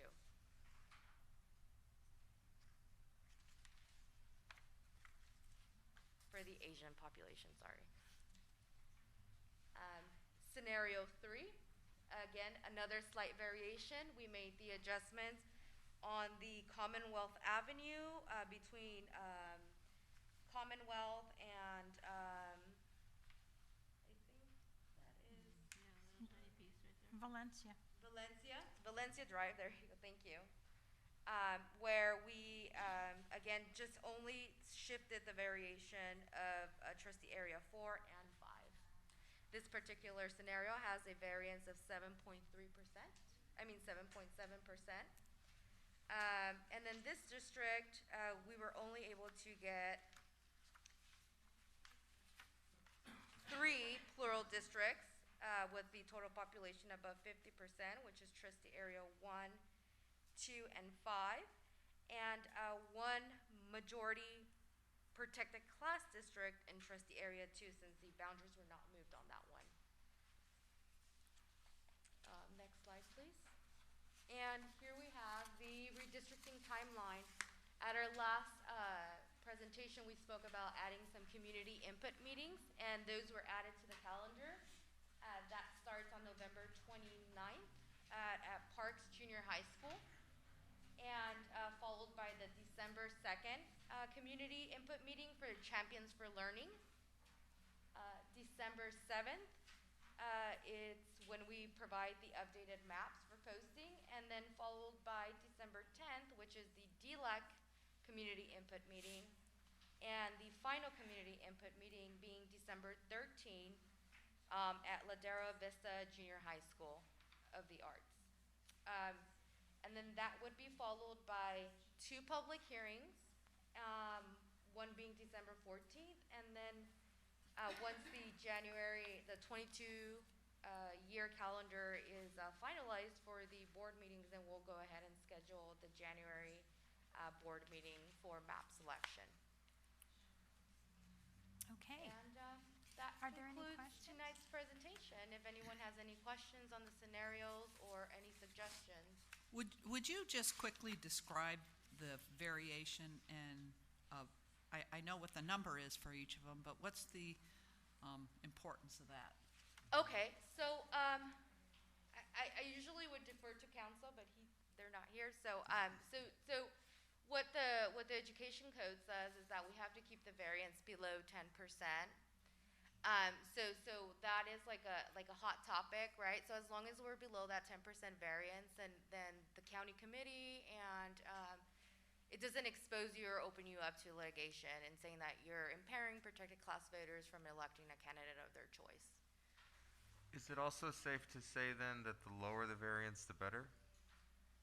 It's difficult to say because we don't know what's going to happen in the next 10 years. So every 10 years, the district will need to make an assessment of their district area. And again, if there's a lot of development or a lot of changes, it's really hard to say. You would try to get a low variance, but it just really wouldn't make a difference. Maybe this was answered 10 years ago, or the last time this was discussed, but trustee area 2 is the only one that has a protected class. Was there a discussion of how to get a second protected class in the south of Fullerton? So are you talking about There was. majority protected class voting area? Yeah, like a Latino district. Yeah. So it just really depends. If we look back at the color graduated map, we see that the Latino population, which is the largest protected class voters, are all within the, I would say, the southern region of the district. So while we would be able to accommodate, try to do that, we would just have to adjust then all the boundaries at that point. And that I would have to speak to council regarding that because that's just a separate process and the adjustment. Okay, thanks. I'm going to interject this that we need to be real careful when we say the word boundaries, because if you think that that's the boundaries for schools, it's not. It's the boundaries for the voting. Thank you for reminding us. And we did work really hard on that Area 5 last time to create a Latino community. And we needed, I believe, 2 Latino, 1 Asian, and 2 Anglo, right, Janny? And so that's what we came out with. And at that time, Area 2 was had a lot of population, but not a lot of voters. Okay, and that has shifted now. Does anyone else have any questions? I mean, dramatically shifted. Anyone else have any questions? Thank you for your time and your patience. Thank you. And I'm sure that our community is going to have input. And last time when we did this, we changed very little after. When the community picked the map they liked, we just changed 1 cul-de-sac because it was facing the wrong direction. It was put somewhere for population, but it was facing the wrong way, and we took it out. That was the total thing. So thank you and your firm for their hard work. Thank you. Have a good evening. Good evening. Now, we have a public hearing that everybody's been waiting for. I now declare a public hearing at 9:35 to receive community input regarding the Educator Effectiveness Block Grant Plan. And Janelle is going to make a presentation about this. Actually, sorry, it's me again. Oh, no, now you're going to be doing it. Okay. I do want to thank, though, Dr. Edlin Lau for her hard work on this grant. In addition, I want to thank Melissa Greenwood. The cross-departmental relationship it's a very good relationship we have with Dr. Coghlan's team, and so appreciative. Thanks, Dr. Coghlan. With that, I have some information for you regarding the Educators Effectiveness Block Grant, or referred to as the EEBG grant. Right. The good news is that we have allocated restricted funds of $2.7 million to be spent over a period of 5 years. The grant specifically indicates that it is to provide professional learning in curriculum. Actually, there's a next slide, Carmen, sorry. Oh. Yeah, it's not. Oh, there we go. Over a period of 5 years, approximately, if you were to do the breakdown, is about $500,000 a year, dedicated to curriculum, school climate, intervention, social emotional supports, and language acquisition. And it reflects input from our teachers, administrators, paraprofessionals, and classified staff who interact with pupils, so who provide direct services to our students. We put out a survey, and we really appreciate the support we got from Mark Jacobs in providing input around this area. So thank you, Mark. When we sent out the survey, we had a high number of response. We had 361 of our FSC staff members respond, representing certificated teachers at 59%. We also have instructional aides as well as classified staff. Instructional aid at 18.6% and classified staff at 10.5%. We had site administrators represented and other staff members represented as well. Please note that the responses represent all 20 school sites as well as our distance learning program. We asked our staff members to choose the top 3 content areas. We provided some choices, but per input from FETA and others, an open-ended section was a really good piece that we got, so advice we got. So we added an others, keeping it open-ended as well. We also listed a series of programs that we currently offer here at Fullerton School District, but in addition to that, we kept it open-ended as well. So it provided an opportunity for teachers as well as classified staff to provide their comments and inputs around programs in addition to ideas for other programs. The percentages you see on the right does not indicate out of 100 because it doesn't make sense, right? So meaning we ask them to pick as many as they would like in terms of top 3 or top 5. That's why we couldn't break down per se out of 100%, but what does indicate and show is the weight of how many times the either content area programs were selected. So under content, ELA reading and writing workshop came at the highest. Math, CGI was next, and STEM followed. With our programs, we had social emotional supports, we have PBIS, RTI, culturally responsive teaching, and diversity, equity, inclusion. And if you look at the funding actually on the next slide, we've actually included culturally responsive teaching and DEI together. And culturally responsive teaching is not CRT. It is not critical race theory. Thank you. Thank you. Thank you. Just so that everybody is aware. Right. So in a plan, we like to be able to put markers of how we're planning to spend it based upon input gathered from our team with what some of the expenses are with the trainings as well as materials, coursework. We did indicate a line for subs in case, but we are also prepared to have a creative way to be able to provide PD without pulling teachers out per se. We do know that there's an impact with our subsystem currently. Oops, I'm going backwards. With our social emotional supports, PBIS, RTI, and once again we grouped culturally responsive teaching and DEI together. This kind of gave the breakdown. And we did our best to try to allocate funds, putting into consideration the weight of the responses. You have a question? I have it. Okay. Oh, so I have a question. This one? On the social emotional, on the planned expenditures, PD and programs. So we've been receiving a lot of recognition from the state for our PBIS program. Yes. And so that lower amount is because we have already trained so many of our staff and our schools have already accepted the program? Right. Or it's no longer a priority? No, it did, not that it's not a priority. We did ask our PBIS lead, our director, Helene Morris, to gather input, which she took it to her team.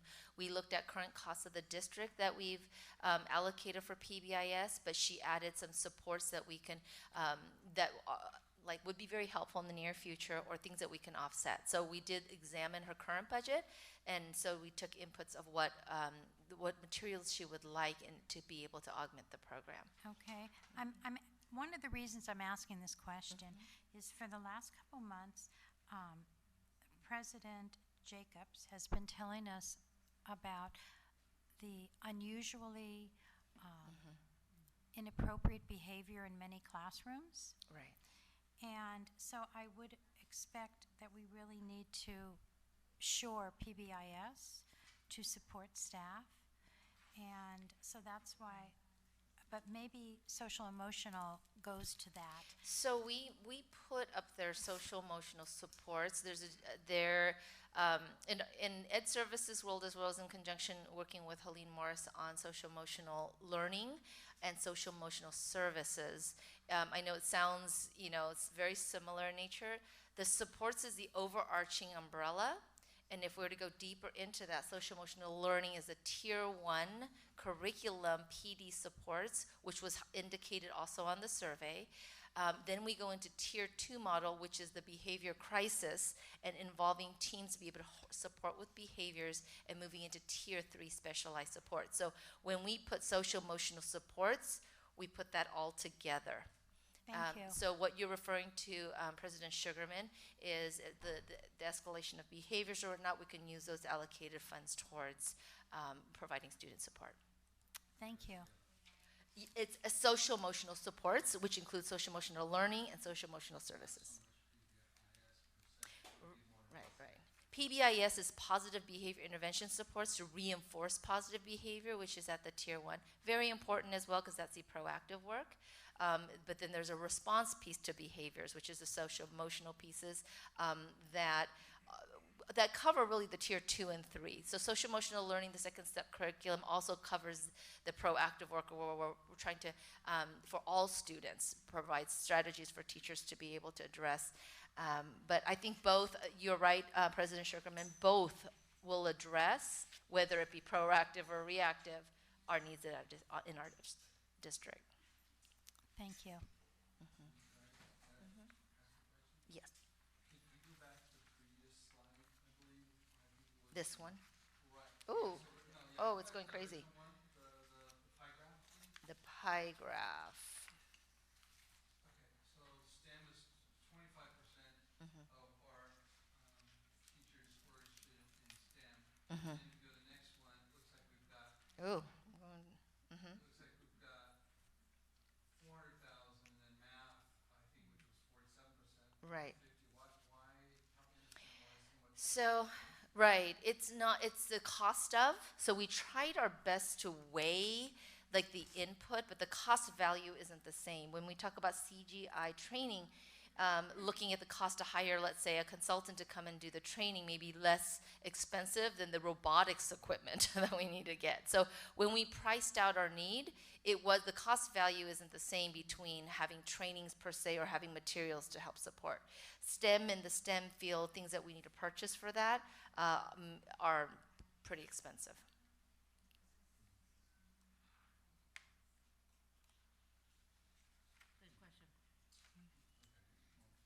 When I saw subs here, I thought that was for training our subs in these areas. Oh, no, it's to release, this is centered around professional development.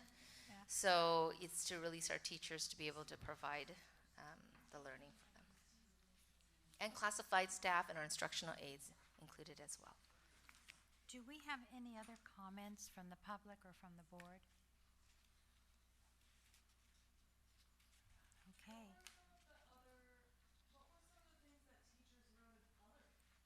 They went specifically into, like if they put social emotional learning in, that's how it was posed, they asked for specific mental health supports, for example. So they went into detail. We did get a group of dual language teachers respond. And they provided input around the area. So we're looking to, and this isn't our only funding source, so input gathering and the feedback was very helpful to look at our department at large. So it doesn't mean that we're not going to be supporting these programs. It is, we can only do so much with $500,000 a year. And so we were doing our best to be able to say, just this grant may capture this, but we can offset that with our bigger budget with programs, right, with the needs collected from this survey. So this is was it a 3-year grant? 5 years, 5 actually year up to 2026. And then this is not included, this is funding that's not included, this is outside of our normal LCAP and what Yes, have you. yes. And these are restricted specifically for professional development.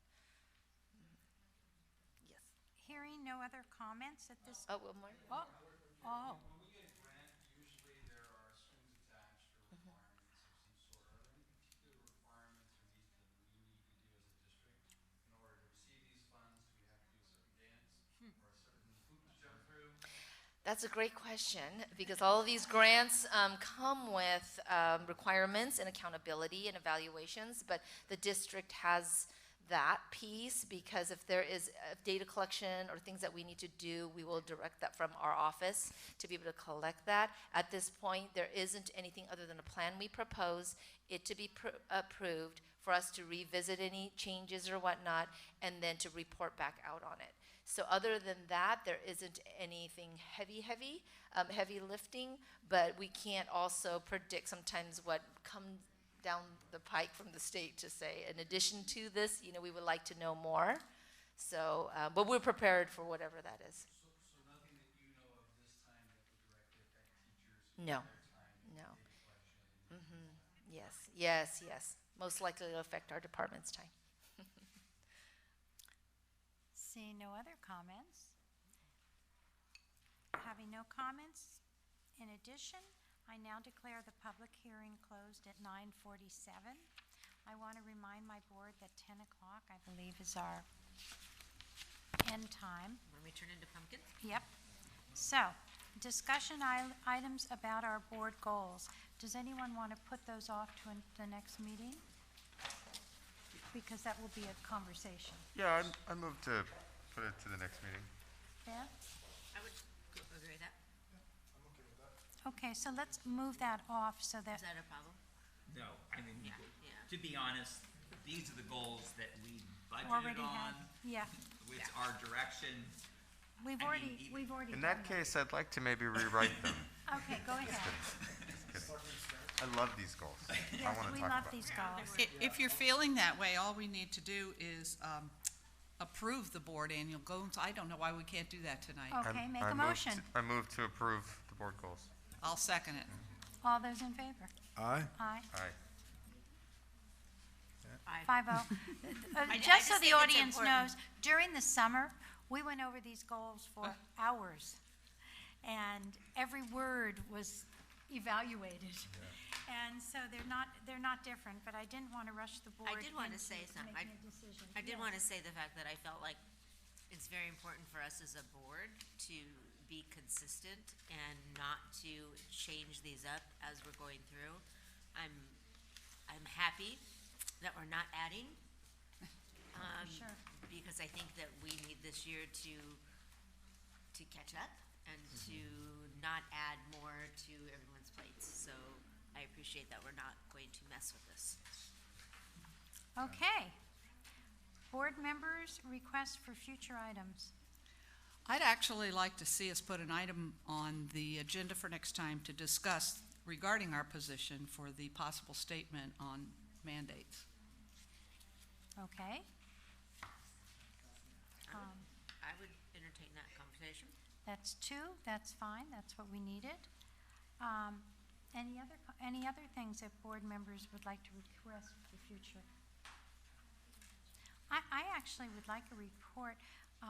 At the beginning of the year, we made an agreement with our staff regarding when students are out and how we have to put them on an independent study, and that teachers could have the bookkeeping issues for that, or they could elect to have somebody else do it.